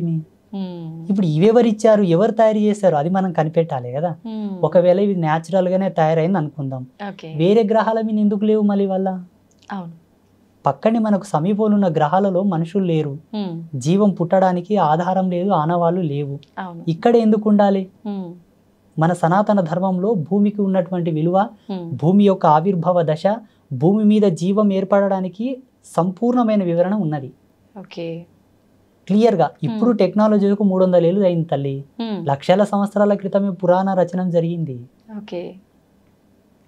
గురువుగారు, ఒక జీవి అంటే తల్లి గర్భంలో పడే ముందే తను చేసుకున్న ఇంతకు ముందు జన్మకు సంబంధించిన పాప పుణ్యాలు కర్మ ఫలాన్ని బట్టే ఈ జన్మలో ఎవరి కడుపున జన్మించాలి ఏంటి అనేది డిసైడ్ అవుతుంది అని కొంతమంది చెప్తుంటారు. అది నిజమే అంటారా? 100%. జీవుడు పుట్టకన్నా ముందు ఆత్మగా ఉన్నది పోయిన జన్మలో ఆయన ఉండేటటువంటిది. దేహంగా ఉండేది తండ్రి కడుపులో తను ఒక విత్తనంగా ఉండేది. తండ్రి కడుపులో ఉండే విత్తనాన్ని తల్లి గర్భమునందు ప్రవేశించిన తర్వాత 9 నెలలు తల్లి గర్భంలో ఆయన పెరుగుతూ ఉండే కోణంలో తండ్రి యొక్క శేషం పోతుంది, తల్లి యొక్క శేషం ఆవరిస్తుంది. ఈ ఇద్దరి యొక్క శేషం యొక్క ఫలితం వల్లనే ఆ పిండం పెద్దగై బయటికి వస్తుంది. అప్పుడు తల్లి తన గర్భమునందు శిశువుని ఒదిగింపజేసుకునేటప్పుడు చేసేటటువంటి పాపము కర్మ, మనసు చేత, చూపు చేత, చేతల చేత, నడవడిక చేత, తిండి చేత, ఏ పద్ధతిలో తను పాపం చేసుకున్నా ఆ పాపం అనేది పిండానికి ఆవరిస్తుంది, తప్పదు. అందుకే లీలావతి ప్రహ్లాదుడు గర్భంలో ఉన్నప్పుడు పుణ్యశ్రవణం చేసేది, భక్తి శ్రవణం చేసేది. నారద మహర్షుల వారి చేత పుణ్యగీతములు, పుణ్య శ్లోకములు, పుణ్య పారాయణలు చేసేదనమాట. అందుకే ప్రహ్లాదుడు భక్తి తత్పరుడై జన్మించాడు. ఇలా చాలా ఉదాహరణలు ఉన్నాయి మన ధర్మం లోపల. అదే కోవకు మనం వస్తే హిరణ్యకశ్యపుడు హిరణ్యాక్షుల యొక్క జన్మను మనం చూసుకున్నట్లయితే కశ్యప ప్రజాపతికి చాలా మహా తపశక్తి సంపన్నుడే కశ్యప ప్రజాపతి. వాళ్ళ తల్లి కూడా మంచి పూజలు పునస్కారాలు చేస్తూ ఉండేది. కానీ చిన్న మిస్టేక్ వలన, చిన్న తప్పితం వలన వాళ్ళు క్రూరులై పుట్టాల్సి వచ్చింది, లోక కంటకులై పుట్టాల్సి వచ్చింది. తండ్రి యొక్క శేషము తల్లి యొక్క అవశేషాలు కలిపితే వచ్చేటటువంటి రూపమే ఒక జీవుడు. ఆ జీవుడు ఈ ఆత్మగా పోయిన జన్మలో ఏదైనా పాపం చేసి ఆ పాపం తీరకుండా చనిపోతే అది కూడా యాడ్ అవుతుంది, ఈ జన్మలో తల్లిదండ్రిది కూడా యాడ్ అవుతుంది. అందుకే ఎన్నాళ్ళు బ్రతికినా ధర్మంగా బతుకు, పుణ్యాత్ముడు బతుకు. ఎందుకంటే ప్రపంచం చాలా భయానకంగా ఉన్నది. నీవు ఈదొచ్చు, ఈదకపోవచ్చు, నీవు ఓర్చుకోవచ్చు, ఓర్చుకోలేకపోవచ్చు. మొదటి నుంచే మార్గం మంచిగా వేసుకో, సుగమం చేసుకో, అంతిమం వరకు సాఫీగా చేరుకోగలవని చెప్పింది మన ధర్మం. అయితే గురుగారు, కొంతమంది అంటే అతి చిన్న వయసులోనే ఏదో రకంగా అకస్మాత్తుగా చనిపోతూ ఉంటారు. అలా చనిపోవడానికి కారణం అంటే ఆరోగ్య రీత్యా బాగున్న వాళ్ళు కూడా చనిపోతుంటారు, ఆరోగ్య పరిస్థితి బాగాలేని వాళ్ళు కూడా చనిపోతుంటారు. అలా చనిపోవడానికి రీజన్ ఏంటి అని అంటే కొంతమంది ఏం చెప్తారంటే వాళ్ళ అంటే చేసుకున్న కర్మలు అంతవరకే ఉన్నాయి, అంతవరకు అవి కంప్లీట్ అయినాయి కాబట్టే ఆయన చనిపోయారు అని చెప్పి, అది నిజమే అంటారా? జనన మరణాలు రెండు కూడా కాలాతీతములమ్మా. ఈ కాలాంతర్గతంగా జరగవు. కాలానికన్నా, కాలం అనే సిస్టమ్ కన్నా చాలా పై లెవెల్ అవి. ఓకే. కాలం అనే ఈ సిస్టమ్ కన్నా చాలా ఎక్స్ట్రీమ్ లెవెల్స్ ఆఫ్ వర్క్స్ అనమాట అవి. అంటే భగవంతుడు వాటిని ఆపరేట్ చేస్తుంటాడు. ఓకే. మాలాంటి తాపసులం ఎన్ని యోగాలు చేసి ఎన్ని సాధనలు చేసినా దాని యొక్క రుచి, దాని యొక్క మర్మం చెప్పగలం కానీ ఆది చెప్పలేము. ఓకే. చెప్పొచ్చు, చెప్పిన పెద్ద విషయం ఏం కాదు కానీ చెప్పకూడదు. కనీసమైన మర్యాద. చూడమ్మా, ఒక బిడ్డ పుట్టి నెల పిండంగా తల్లి గర్భంలో ఉండగానే వికటించిపోవచ్చు, 5 నెలల పిండంగా ఉండగా వికటించిపోవచ్చు, పుట్టి బయట పడగానే కూడా చనిపోవచ్చు, సంవత్సరం లోపల చనిపోవచ్చు, పెరిగి పెద్దగా 20 ఏళ్ళ చచ్చిపోవచ్చు, 5 సంవత్సరాలు కూడా చచ్చిపోవచ్చు. ఈ చనిపోయే ప్రక్రియ ఏదైతే ఉన్నదో ఆయన అంతవరకు పుట్టి ఏం చేయాలో గంతే చేయవలసి ఉందని డిసైడ్ అయి ఉంటుంది. అంతకు మిన్న ఒక్క నిమిషం అటు కాదు ఇటు కాదు. ఇదే చూడు దేవుడు ఉన్నాడని చెప్పడానికి ప్రత్యక్ష సాక్ష్యం. ఇంతకంటే ఎక్క చెప్పడం కూడా కరెక్ట్ కాదు. ఇప్పుడు దేవుడు లేడయ్యా అంటే దీనంతా ఎవరు ఆపరేట్ చేస్తున్నారు చెప్పండి? ఒక వస్తువుని కనిపెట్టాము, దాని యొక్క జననం జరిగిందంటే ఎవరైనా దాన్ని తయారు చేసి ఉంటారు. ఎవరు తయారు చేయింది అది రాదు. ఈ సిస్టమ్ నంతా ఎవరు ఆపరేట్ చేస్తున్నారు? పోనీ న్యాచురల్గానే జరుగుతుంది అనుకుంటే మనుషులు ఇప్పుడు ప్రజెంటేషన్ ఒక 500 ఏళ్ళు బతకొచ్చు కదా. న్యాచురల్గా అయితే ఎక్కువ బతకొచ్చు కదా. లేదు, ఎవరు దీన్ని ఆపరేట్ చేయట్లేదు, ఇది సహజ సిద్ధంగా తనకు తానుగానే ఉత్పన్నమైంది అనుకుంటే వేరే విధంగా పుట్టొచ్చు కదా. మనుషులు ఒకే యాంగిల్తో ఎందుకు పుడుతున్నారు? పోనీ ఇది సహజ సిద్ధంగా తనకు తానుగానే ఉత్పన్నమైన కాలధర్మం అనుకుంటే ఈ భూమి లాంటి ఇంకొక భూమి కూడా తయారు కావాలి కదా. చూడమ్మా, ఇప్పుడున్న మోడర్న్ టెక్నాలజీ ఏదైతే ఉందో శాస్త్రవేత్తలకు నేను ఒక సవాల్ వేస్తున్నా. ఉజ్జయిని మహాకాళి, మహాకాళేశ్వరుడు, కాశీ విశ్వనాథుడు, విశాలాక్షి దేవతల మీద వీళ్ళని రీసెర్చ్ చేయమని చెప్పండి. ఈ సృష్టికి సంబంధించిన రహస్యం తెలుస్తుంది. ఈ ప్రపంచంలో అతి పురాతనమైన చాలా ప్రాచీనమైన ప్రదేశం ఏదన్నదంటే కాశీ మహానగరమే. కల్పాంత సమయం లోపల అన్ని ప్రదేశాలు నీట మునిగిన కాశీ మునగదు. మహాశివుడు దాన్ని శూలం చేతి ఎత్తి పడతాడు. ఈ ప్రకృతికి ఉండేటటువంటి కాలధర్మానికి ఉండేటటువంటి పర్యావసనం అంతా అయిపోయిన తర్వాత మళ్ళీ యథాస్థానానికి తెస్తాడు, జీవం పుడుతుంది. ఉజ్జయిని మహాకాళేశ్వర స్థానం ఏదైతే టైంకి సంబంధించిన డ్రోమ్, టైంకి సంబంధించినటువంటి సిస్టమ్ అక్కడ ఉంటుందమ్మా. అందుకే మహాకాళేశ్వర్, మహాకాళి, ఈ కాలధర్మాన్ని నడిపేటటువంటి స్థానము, పొజిషన్ అక్కడ ఉంటుంది. అందుకే ఆ పేరుతో ఆ దేవిని, ఆ దేవతని పిలిచారు. అయితే గురువుగారు, చాలామంది కోరికలు తీరకుండా చనిపోయిన వాళ్ళు ఆత్మలై ఇక్కడే తిరుగుతుంటారు అని అంటుంటారు. కొంతమంది మన మధ్య తిరుగుతుంటారు కానీ ప్రభావం అనేది ఎవరిపైన ఉండదు. కొన్ని ఆత్మలు మాత్రం ఎదుటి వారి పైన అంటే వెళ్ళిపోయి వాళ్ళని ఇబ్బంది పెట్టడము రకరకాలుగా వింటూ ఉంటాం. నిజంగా ఆత్మలు అనేవి ఉన్నాయా? ఇలా కోరికలు తీరకుండా చనిపోయిన వాళ్ళే ఆత్మలుగా వస్తుంటారా గురుగారు? వెలుగుందంటే చీకటి ఉంది, జననం ఉందంటే మరణం ఉంది. భగవతత్వం ఉందంటే దానికి భిన్నమైనటువంటి ఈ ఆత్మలు, దయ్యాలు, భూతాలు, ప్రేతాలు కూడా ఉన్నట్లే. వీటి గురించి మాట్లాడుకోవడం లోపల మీరు అడిగింది ఎంత ధర్మమో నేను చెప్పేది కూడా అంతే ధర్మం. చూసేటటువంటి వీక్షకులకు, ప్రేక్షకులకు నేను ఒక విజ్ఞప్తి ఏం చేస్తున్నానంటే, పరిపూర్ణమైన అనుభవం మీకు లేకపోవడం వల్ల మీకు అర్థం కాకపోవచ్చు, దాని పట్ల మీకు అవగాహన లేకపోవడం వలన, ఇప్పుడు వాటి గురించి మీకు తెలియకపోవడం వలన మీకు అర్థం కాకపోవచ్చు. కానీ భగవంతుని చూసి భగవంతునితో కనెక్షన్ అయిన మేము ఇటు పాజిటివిటీని చూసినట్టు నెగిటివిటీని కూడా చూడాలి, తప్పదు. ఎన్నో ఆత్మల దర్శనం చేస్తాము, ఎన్నో భూత ప్రేతాదులతో సహవాసం చేస్తాము, ఎన్నో అదృష్ట శక్తులతో, అతీత శక్తులతో మాట్లాడతాము. నేనైతే నా ఆత్మదర్శన సాక్షిగా చెప్తున్నా, దయ్యాలు ఉన్నాయి, భూతాలు ఉన్నాయి, ప్రేతాలు ఉన్నాయి. దేని యాంగిల్ అవి పనిచేస్తాయి, దేని ధర్మాన్ని బట్టి అవి కొన్నాళ్ళు ఉంటాయి, మళ్ళీ అంతర్ధానం అయిపోతాయి. కోరికలు తీరకుండా చనిపోయిన వాళ్ళు తప్పకుండా ప్రేతంగా మారుతారు. 100%. ఇప్పుడు ఆత్మ పరిస్థితి ఏంటి గురువుగారు? మరి వాటి యొక్క ధర్మాన్ని అనుసరించి భగవంతుడు కొన్నాళ్ళు ఉంచుతాడు. ఆ ధర్మం తీరిన తర్వాత మళ్ళీ వేరే ఉత్తర జన్మ వాటికి ప్రసాదిస్తాడు. అంటే అప్పటి వరకు ఏం చేయలేమంటారా? ఇంకా వాటిని మనం యాతన అనుభవించాలి కదమ్మా, తప్పదు. ఎందుకంటే ఆ శరీరంలో జీవుడు ఉన్నంత వరకు చేయవలసిన పుణ్యములు, ధర్మములు ఏమి చేయక అకారణంగా, చూడమ్మా ఒక విషయం చెప్తాను, మళ్ళీ ఇది కంటిన్యూ చేద్దాము. ఈ ప్రపంచంలో తనకు తానుగా చనిపోయే హక్కు ఎవరికీ లేదు. అవును. ఇది సత్యం. కాలధర్మ సిద్ధాంత సాక్షిగా భగవంతుడు చెప్పిన మాట, తనకు తానుగా సూసైడ్ చేసుకోకూడదు. ఓకే. తనకు తానుగా చనిపోకూడదు అన్నది ఎంత ధర్మమో భగవంతుడే తన యొక్క ఊపిరిని తీసుకెళ్ళాలి. యాదృచ్ఛికంగా జరగాలంతే. ఇప్పుడు ఒక అబ్బాయి ఆఫీస్ నుంచి ఇంటికి వెళ్తున్నాడు తల్లి, ఆయనకు చనిపోవాలని ఉండదు, ఎవడో వచ్చి గుద్దేశాడు చనిపోయాడు, దట్ ఈస్ ద గాడ్. అంతేగాని పని పట్టుకొని అప్పుల బాధ తట్టుకోక, భర్త యొక్క టార్చర్ తట్టుకోక, అత్తమామల వేధింపులు తట్టుకోక, ఏం తట్టుకోక హ్యాంగ్ వేసుకోవడం, పురుగుల మందు తాగడం, కిరాసినాయలు పోసుకోవడం, ఇవి ప్రేతాలుగా మారుతాయి. చూడు, నేను ఈ భూమికి పంపించిందే కష్టాలు అనుభవించడానికి, తప్పదు. ఒక కంపెనీలోకి నువ్వు ఉద్యోగం వెళ్తున్నావంటే పడుకుంటే నీకు ఉద్యోగ సాలరీ ఇవ్వరు. అక్కడ నీకు అప్పగించినటువంటి బాధ్యతలు నిర్వహించాలి నువ్వు.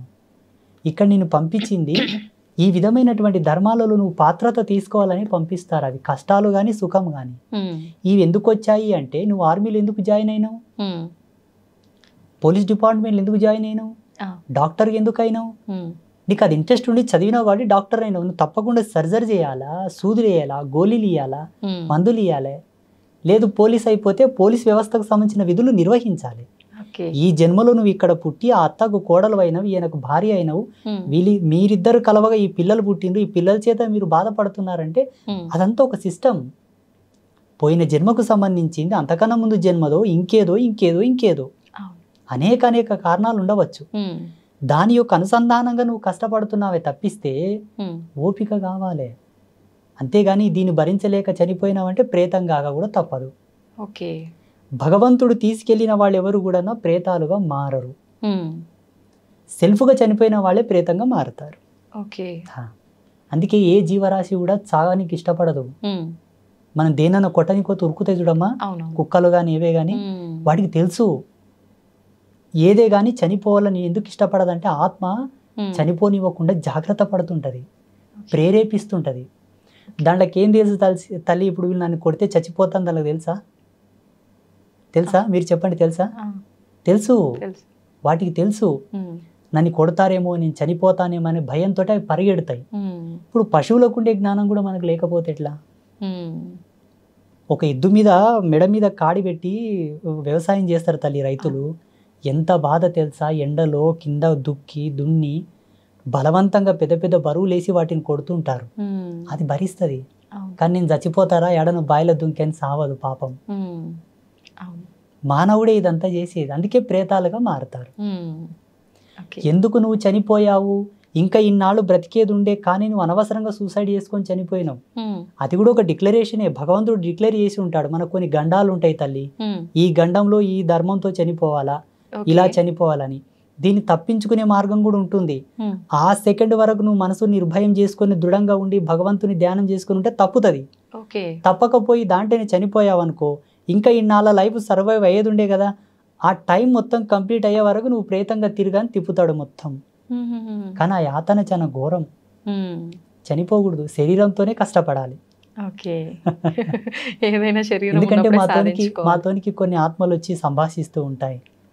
స్వామి, మీ తపశక్తితోటి మాకు విమోచనం ఇవ్వండి. ఫలానా ప్రదేశం లోపల 300 సంవత్సరాలు బ్రతికిన ఒక మర్రి చెట్టు ఉంది, ఆ చెట్టు దగ్గర ఉన్న ఒక దివ్య శక్తిని నాకు అనుసంధానం చేసి నాకు విమోచనం ఇయ్యి. ఒక చేత ఒక గోశాలలో 5 పొదుగులున్న గోవు ఉంది, ఆ గోవు యొక్క తోక దగ్గరికి నన్ను పంపించి దాని తోకను విదిలింపజేసిన ఆత్మని స్వర్గానికి పంపించని నాతో చాలా మంది మాట్లాడారు. అంటే అలా ఏ రకంగా విముక్తి పొందాలో కూడా ఆత్మకి తెలిసిపోతుందా గురువుగారు? దేహాన్ని ఆత్మ వీడిన తర్వాత అతీతమైన శక్తులు ఆవరిస్తాయి. మీరు అలా విముక్తి కలిగించిన ఆత్మలు ఏమైనా ఉన్నాయా గురువు? కలిగించాం కొంతమందికి. ఇప్పుడు మన పీఠంలో గోపూజలు చేయిస్తుంటానమ్మా చాలా మందికి. కష్టాలు వచ్చాయి, ఇబ్బందులు వచ్చాయి, వ్యాపారంలో కలిసి రావట్లేదు, అప్పులు ఎక్కువైనాయి అంటే పీఠానికి వచ్చి గోపూజ చేయండి, గోదానం చేయండి, గోవుని దత్తత తీసుకోండి అని చెప్తుంటాను. ఆ గోవుకు చేసేటటువంటి ఉత్తర క్రియల్లో ఉండేటటువంటి మార్మికతని ఇది. వాళ్ళ పితృదేవతలు ఘోషిస్తూ ఉంటారు, మాకు కనిపిస్తావన్నీ. నేను చెప్తుంటాను ఇలా చేయండి నాయన అని. ఆ గోవు యొక్క తోకకు వాళ్ళ పేర్లు గోత్రనామాలు రాసి కట్టిస్తాను. గోవు తోక విదిలించేసరికి వాడు సరాసరి వెళ్ళిపోతారు. చాలా మందికి చేశాను నేను, లెక్కనే లేదు అసలు. మా యూట్యూబ్లో చాలా మంది వీడియోస్ అవే ఉంటాయి గోపూజ చేసేవి. కొందరు గంగా నది దగ్గరికి వెళ్ళి అక్కడ కొన్ని పూజలు చేసి పంపించాను, కొందరిని మానస సరోవరంకి పంపించాను, కొందరిని రామేశ్వరంకి పంపించాను, కొందరిని హంసల దీవికి పంపించాను.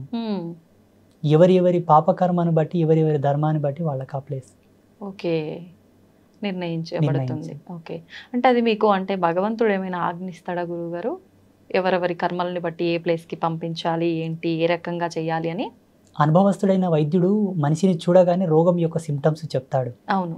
కండ్ల కింద బ్లాక్ డార్క్ సర్కిల్స్ వస్తే, ముఖంలో ఫేస్ రీడింగ్ అంతా చేంజ్ ఉంటే నాడి పట్టుకొని చెప్తాడు. లేదు స్టెథోస్కోప్ పెట్టి పల్స్ రేట్ని కానీ హార్ట్ బీట్ని బట్టి చెప్తారు. ఇంకా కొంత తెలుసుకోవాలి, అంతకు అర్థం కాలేదంటే టెస్టులు చేస్తారు, బ్లడ్ శాంపిల్, యూరిన్ శాంపిల్ తీసుకొని. మేము కొన్ని ప్రక్రియల ద్వారా చూస్తాం. కొందరు చూడగానే తెలిసిపోతుంది, కొందరిని రేఖాగణితం చూసి చెప్తాము, కొందరు జాతక విశ్లేషణ చేసి చెప్తాము. ఇవేవి కాలేదంటే అమ్మవారి చెంతన ధ్యానంలో కూర్చొని పలానా వ్యక్తి పలానా గోత్రజుడు అంటే మొత్తం దర్శనం వస్తుంది. అప్పుడు చెప్తాం, ఈ వారం వచ్చావు, ఈ వారం వచ్చాం, వచ్చే వారం నాన్న రానాయన నీకు అంతా చెప్తానంటాను. ఆయన గోత్రనామాలు తీసుకొని వచ్చే వారం ఆయనకు మొత్తం చెప్తాను, నేను ఇట్లుంది ఇలా చేసుకోపో అని చెప్తాను. ఓకే. మా పీఠంలో ఎవరి కానీ మేము డేట్ ఆఫ్ బర్త్ కానీ రాశి కానీ నక్షత్రం కానీ అడగం, ఓన్లీ గోత్రం పేరు. ఓకే, మీరు ఎవరినైనా కనుక్కోండి. శ్రీపీఠానికి అంబాత్రయ క్షేత్రానికి ఎవరు వచ్చినా నీ పేరేంటి, నీ గోత్రం ఏంటి, ఈ నక్షత్రాలు రాసులు ఈ డేట్ ఆఫ్ బర్త్ నేను అడగాను. ఇదంతా ఒక బిజినెస్, బట్ ఆ సిద్ధాంతం అది కాదు. మేము జ్యోతిష్యం బాగా నమ్ముతాం. జ్యోతిష్యం ఎందుకు వచ్చింది, జ్యోతిష్యం మీద ఉండే విలువలు ఏంటనే పరిపూర్ణమైన సమగ్ర వివరణ మాతో ఉన్నది. కానీ మేము జ్యోతిష్యాన్ని వ్యక్తుల జీవితంతో ముడిపెట్టాము, పాపం తగులుతుంది. కానీ చాలా మంది పండితులు చెప్తుంటారు, పుట్టిన సమయము, ప్లేసు, నక్షత్రము ఇవన్నీ ఉంటేనే కరెక్ట్గా మన జాతకం అనేది చెప్పబడుతుంది అని. ఇంతకుముందు మీరే చెప్పారు, అన్ని చూసుకున్నాక కూడా ఎందుకు కష్టాలు వస్తున్నాయి గురూజీ అని. చూడమ్మ, జీవన విధానం బహు విధములైనటువంటి పరివర్తనంతో ఉండేటటువంటి విధానం అది. జీవించే జీవుడు ఎంత ధర్మంతో ఉన్నాడో దాని ధర్మాన్ని బట్టి మనకు పంచాంగం యొక్క రిఫ్లెక్షన్ ఉంటుంది. కాకపోతే జీవించే జీవన విధానం వేరు ఉంటుంది. మళ్ళీ పంచాంగం దగ్గరికి ఎట్టి వచ్చి మొరపెట్టుకోవడం అది ధర్మం కాదు. ఎందుకంటే ఇప్పుడు ఒక స్మార్ట్ ఫోన్ ఉంది, అది 5G నెట్వర్క్ సపోర్ట్ చేస్తేనే మనం 5G సిమ్ వేసుకోవాలి. దాంట్లో అది సపోర్ట్ చేయనప్పుడు మనము ఆ సిమ్ వేసుకున్న లాభం లేదు, ఆ బ్యాలెన్స్ వేసుకున్న లాభం లేదు. అంతే కదా. ఇప్పుడు పంచాంగం అనే ఘనచక్రం మనకు సపోర్ట్ చేయాలన్నా మనకు అంత ధర్మ పరాయణులమై జీవించాలి. అప్పుడే కదా దాని యొక్క మెలకులు మన మీద ప్రభావం చూపిస్తాయి. నీ వరకు నువ్వు బ్రతికి తర్వాత మళ్ళీ నాకు పంచాంగం చెప్పు, నాకు ముహూర్తం చెప్పు, నాకు బలం చెప్పు అంటే అది ధర్మం కాదు. కొందరు భక్తులు దేవతలకి పండగలు అలా పూజలు చేసినప్పుడు బలులు ఇస్తుంటారు. నిజంగా అలా బలులు ఇవ్వటం కరెక్టే అంటారా? ఈ బలులు ఇచ్చే ఆచారం ఉందంటారా నిజంగా? సత్య సనాతన ధర్మం యొక్క సాక్షిగా, వేదాంత ధర్మం యొక్క సాక్షిగా లేదు. బలి అనేది సనాతన ధర్మంలో లేదు. ఇది కొంత మధ్యకాలం లోపల అప్పట్లో అకాలమైనటువంటి కరువు వచ్చింది. మనుషులకు తినడానికి తిండి లేదు. ఇప్పుడంటే డ్రిల్ చేసి బోర్లు వేసి నీళ్లు పైకి తీస్తున్నారు. సకాలంలో మనకు నీళ్లున్నాయి, 2 సార్లు పంటలు వేసుకొని ధాన్యం పండిస్తున్నారు. అప్పుడు బావులు ఎండుకపోయినాయి, చెరువులు ఎండుకపోయినాయి, నదులు ఎండుకపోయినాయి, వర్షాలు పడలేదు. 72 సంవత్సరాలకు ఒకసారి అట్లా కరువు వస్తుందమ్మా, అది కాలం యొక్క ధర్మం. సో అలా వచ్చినప్పుడు ఏమైపోయిందంటే తినడానికి తిండి లేదు, చనిపోతున్నారు. ఎక్కడ వాళ్ళు అక్కడ ఆకలి కేకలతో చనిపోతున్నారు. ఎవరో ఒక పుణ్య స్త్రీయో ఒక పుణ్యపురుషుడు శరీరంలోకి భగవంతుడు ఆవహించి ఒక ఆజ్ఞ ఇచ్చాడు. గెట్టలు ఉన్న జీవులని చంపుకొని తినవచ్చు, నీకు నీవుగా సెల్ఫ్గా చంపొద్దు, నీకు పాతుకం తగులుతుంది, కానా దాన్ని తెచ్చి నా ముందల జటకా ఇచ్చి దాని గొంతు నా ముందల కోసి పక్కకు తీసుకెళ్ళి తిను. కొంతకాలమే, కొన్నాళ్ళకు వర్షాలు పడతాయి, మళ్ళీ పుష్కలంగా నీళ్లు నిండుతాయి, యథాతథంగా వ్యవసాయం చేసుకొని కాసిన పండ్లను, కాయలను, దుంపలను, ధాన్యపు రాసులను పండించుకొని తిను, వీటిని పక్కకు పెట్టని చెప్పారు. అలా జరిగింది, అక్కడి నుంచి మొదలైంది ఇది. అలా కొనసాగినటువంటి ఈ ఆచారము, దేవుళ్ళ ముందల జటకా చూపించి కోసుకొని తినే ఆచారము పోను మానవుడికి రుచిగా మారి కంటిన్యూ చేశారు దాన్ని. ఒక 3 జనరేషన్స్ వెళ్ళిన తర్వాత ఏం మొదలు పెట్టారంటే, మా తాతలు ఇలాగే చేశారండి, మా తాతలు ఇట్లే కోసుకొని తిన్నారు, అమ్మవారికి ఇట్లే కోయమన్నారు, ఇంకోస్తున్నారు, ఇది మా వంశపారంపర్యంగా వస్తున్న ఆచారం. ఇప్పుడు బంద్ చేయండి నాయన, వద్దు అది తప్పన్నా, అయ్యో వీటిని మేము అమ్మవారికి బలి ఇవ్వకపోతే మళ్ళీ ఏమైనా అవుతుందేమో. మాకేమైనా కీడు జరుగుతుందో అదొక అపోహ. వాస్తవం చెప్పాలంటే ఈ భూప్రపంచంలో రెండు ధర్మాలు ఉన్నాయి తల్లి. ఒకటి సాధు జన్మ, ఒకటి క్రూర జన్మ. మనిషి క్రూర జన్మనా సాధు జన్మనా? మనిషి క్రూరుడేనా? అయితే తినవచ్చు. అంటే మాంసాహారం జంతువుల్ని బలిచ్చి తీసుకొని తింటున్నారంటే క్రూరులు అన్నట్టే కదా గురు. ఇప్పుడు జంతువులు ఇప్పుడు ప్రతి మానవుడు నేను క్రూరుణ్ణి అని ఒప్పుకుంటే మాంసం తినొచ్చు తల్లి. లేదు నేను క్రూరుని కాను, నేను సాధువుని. సాధువుని అంటే మాలాగా కాదు. సాధుత్వం అంటే అర్థం ఏంటంటే ఎవరిని హింసించక, ఎవరిని బాధ పెట్టక, ఎవరి జోలికి వెళ్లకుండా తనకు తానుగా ధర్మంగా బ్రతికే ప్రతి జీవిని సాధువుతో పోల్చవచ్చు. ఇప్పుడు సోకాళ్ళు సాధువు అంటే మమ్మల్ని అనుకుంటుంటారు. నో, సాధుత్వం అనేది అది కానే కాదు. క్రూరత్వం సాధుత్వం రెండే. క్రూరత్వం ఏంటంటే ఇప్పుడు సింహం ఉంది తల్లి, తన ఆకలే ప్రధానం. అది జింక పిల్లనా, జింకనా, కుంటిదా, గుడ్డిదా దానికి సంబంధం లేదు. అది నిద్రపోతుందా, పడుకున్నదా, ఏం చేస్తుందో సంబంధం లేదు. వెళ్ళడం, చంపుకోవడం, తినడం, పడుకోవడం. ఇది క్రూర జన్మలకు ఉండేటటువంటి విలువలు. ఇప్పుడు ప్రస్తుత సమాజంలో తన కడుపు కోసం, తన ఫ్యామిలీని మంచిగా సుఖ సంతోషాలతో చూసుకోవడం కొరకు అందరినీ చంపుతాం, పొడుస్తాం, అన్ని ఆకృత్యాలు చేసి మళ్ళీ నా ఇంటికి వస్తామంటే క్రూర జన్మలే. అంతే కదా. ఇప్పుడు మనిషి జన్మకు ఒక ధర్మం ఉంది తల్లి. ఎన్నాళ్ళు బ్రతికినా చలిచీమకైనను అపాయం తలపెట్టకుండా బ్రతుకు, అప్పుడు ఉత్తముడవై భాసిల్లేదవుగా కానీ మనకు శాస్త్రాలు చెబుతా ఉన్నాయి. అట్లాంటప్పుడు సమాజంలో వ్యాపార ధోరణిలో కొందరిని మోసం చేయాల్సి వస్తుంది కదా స్వామీజీ అనుకోవచ్చు. వ్యాపారంలో ఒక 10 రూపాయల ప్రోడక్ట్ని 15 రూపాయలకు అమ్మాలి. అప్పుడే లాభాలు వస్తాయి, వ్యాపారం ఇంకొంత విస్తరణ జరుగుతుంది, 10 మందికి ఉపాధి ఇస్తాం, మీరు కూడా కొంత సుఖ సంతోషాలతో జీవిస్తారు. ఆడ కౌంటర్ మీద కూర్చున్నందుకు వాళ్ళకు కూడా 10 రూపాయల కూలి వస్తుంది. దీనికి ధర్మం ఎప్పుడు నిషిద్ధం చెప్పలే, అది జీవన భృతి. మేకను కోయడం, గొర్రెను కోయడం, కోడిని కోయడం, ఎద్దును కోయడం కాడ వచ్చింది పంచాయతీ. రెండవది ఈ వైన్స్ ఉన్నాయి కదా, మా మందు అమ్మే షాప్స్ ఉన్నాయి కదా, ఈడ వచ్చింది పంచాయతీ. మూడవది ఆడపిల్లల మీద అఘాయిత్యాలు చేస్తారు కదమ్మా, ఇది ఒక పెద్ద పంచాయతీ. అందుకే ధర్మం ఏం చెప్పిందంటే త్రిమాకారం వర్జయేద్ సాధు జన్మ పరిపూర్ణత. 3 మద్యము, మాంసము, మగువ. ఈ త్రిమకారాలను గనక వదిలివేస్తే జీవుడు తరించుట తథ్యము. అనగా కంప్లీట్గా నాన్ వెజ్ బంద్ చేయాలి, కంప్లీట్గా ఆల్కహాల్ బంద్ చేయాలి. తనకు వయసు వచ్చి పెళ్లి చేసుకున్న తర్వాత తన భార్యతో తప్పిస్తే అన్య స్త్రీలను మాతృభావంతో చూడు, అప్పుడు నీ జన్మ తరిస్తావు. అలా పాటించిన ఆ ధర్మం చేత నువ్వు పిల్లల్ని కంటే వాళ్ళు పుణ్యాత్ములై పుడతారు, వాళ్ళకు రోగాలు రావు, వాళ్ళకి ఏ గండాలు గణింత్రాలు రావు, వాళ్ళు పుణ్యాత్ములై పుడతారు. ఇప్పుడు ఎంతమంది చేస్తున్నారు, ఎంతమంది పుడుతున్నారో మీరు ఆలోచించాలి. ఇంకా ఇది ఇప్పుడు కాదు, శాస్త్ర వాంగ్మూలం ఏర్పడ్డప్పటి నుంచే ఉంది మనకు, కొన్ని లక్షల సంవత్సరాల క్రితమే. అప్పుడున్న శాస్త్రం ఎవరు పాటిస్తున్నారు, ఇప్పుడు ఎందుకు ఇంత కర్మాత్ములై పుడుతున్నారు? మరి సబ్జెక్ట్ ఈజ్ అవాయిడ్ కంప్లీట్లా. అంటే సత్యాన్ని పక్కన పెట్టారు, అవాస్తవం తెచ్చి ముందర పెట్టారు ఇప్పుడు మార్కెట్లో. సోకాళ్ళు సిద్ధాంతులు కూడా ఇప్పుడు మేము పంచమాకారాలు చేస్తాం అమ్మవారికి, పంచమకారాలతోనే మేము పూజ చేస్తామని ఈ మధ్యలో చాలా వీడియోస్ వచ్చినాయి మనకు. సిద్ధాంతులే, బ్రాహ్మిన్సే చాలా మంది.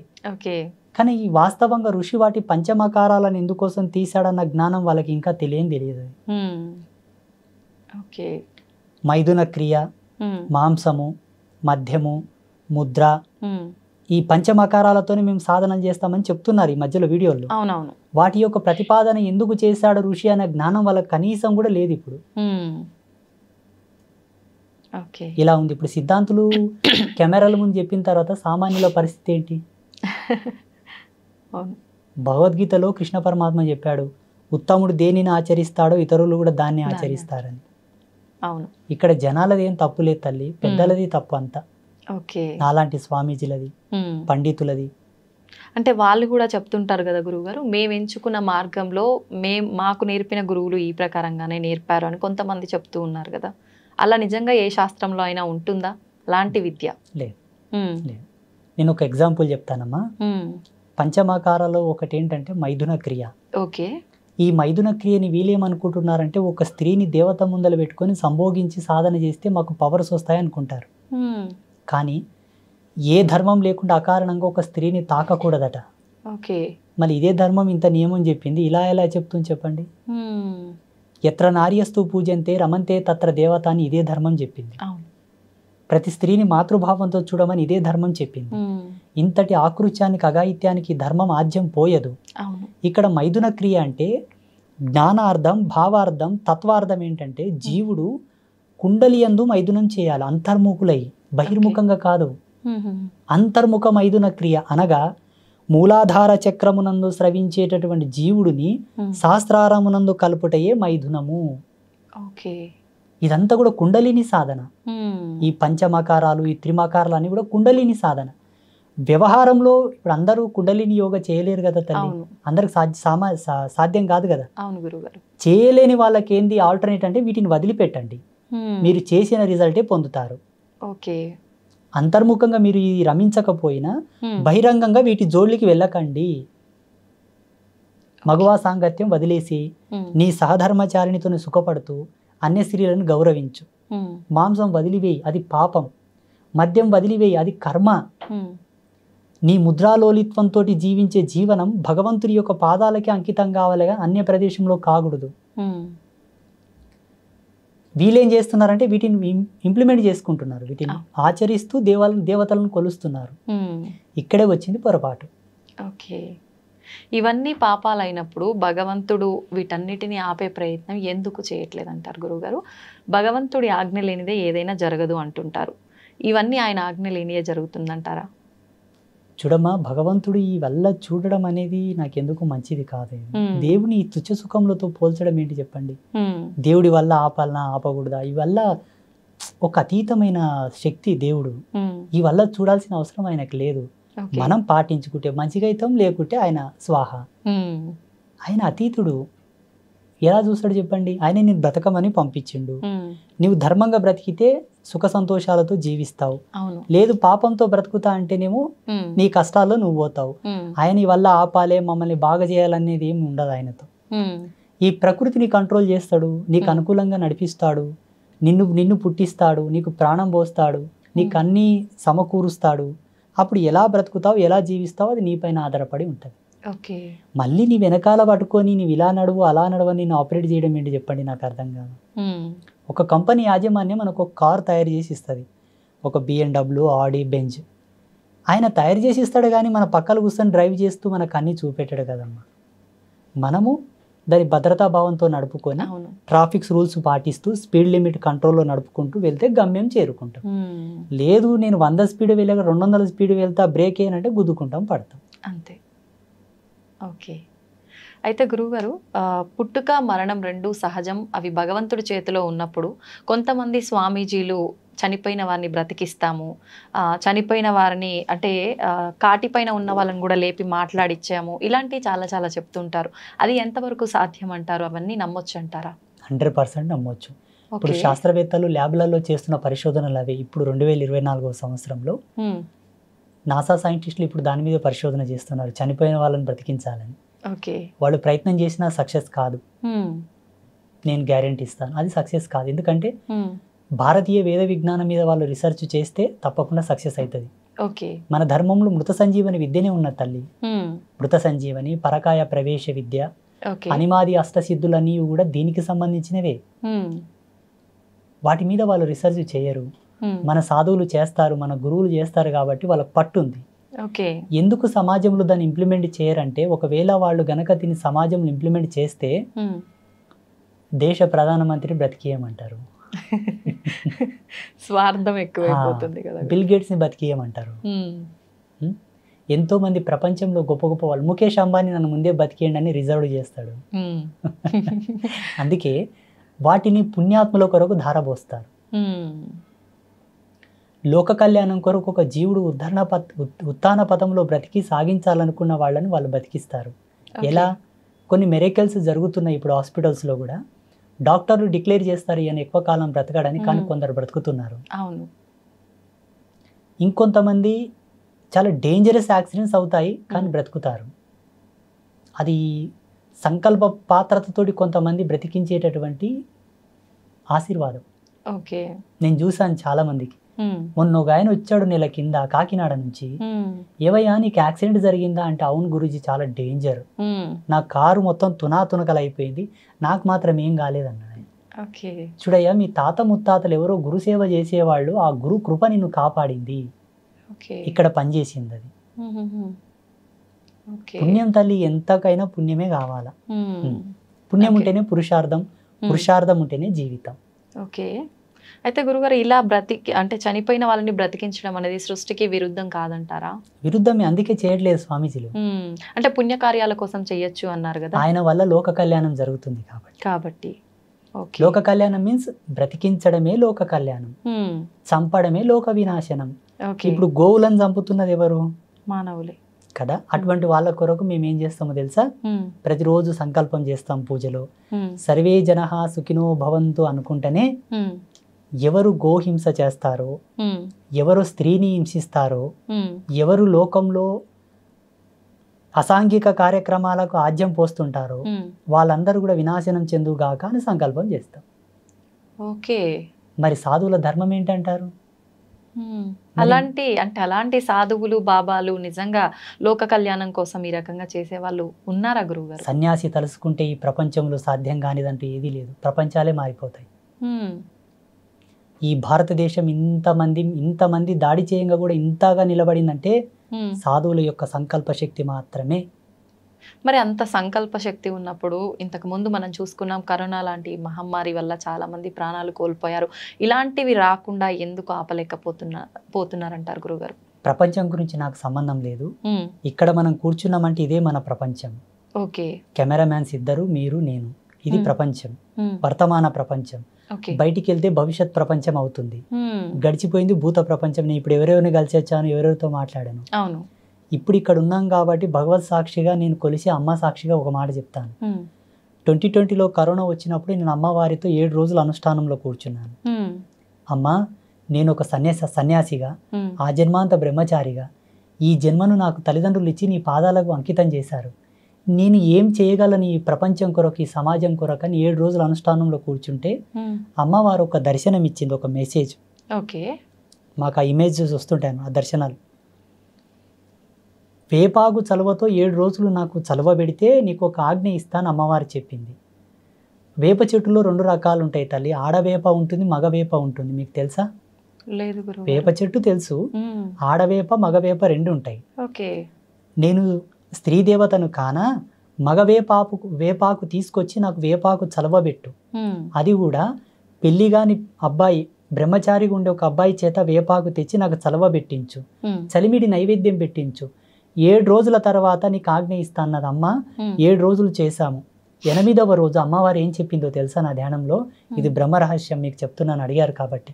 స్వామీజీలు ఏదైనా చేయొచ్చు కదా లోక కళ్యాణం కొరకు అని మీరు అడిగారు కదా, నేను చెప్తున్నాను. జ్ఞానం ఇలాగే ఉంటుంది, బాగా గుర్తుంచుకోండి. వ్యక్తిగత సుఖాలకు మా తపస్సులు వాడం, ఒకరి కోసం మా తపస్సును దుర్వినియోగపరచుకోము. ప్రపంచానికి పనికొచ్చేది ఉంటే, కరువు కాటకాలు వచ్చిన ఉంటే చూపిస్తాం. అమ్మ ఏం చెప్పిందంటే, విశ్వమాత కళ్యాణము గావించు, విశ్వ కళ్యాణం ఏర్పడుతుంది. విశ్వమాత ఎవరు? నువ్వే కదా తల్లి, జగదంబవు, నువ్వే విశ్వమాతవు, నువ్వే సర్వశక్తివి కదా, నీ పెండ్లే కదా మేము చేసాము అన్న నన్ను అన్నాను.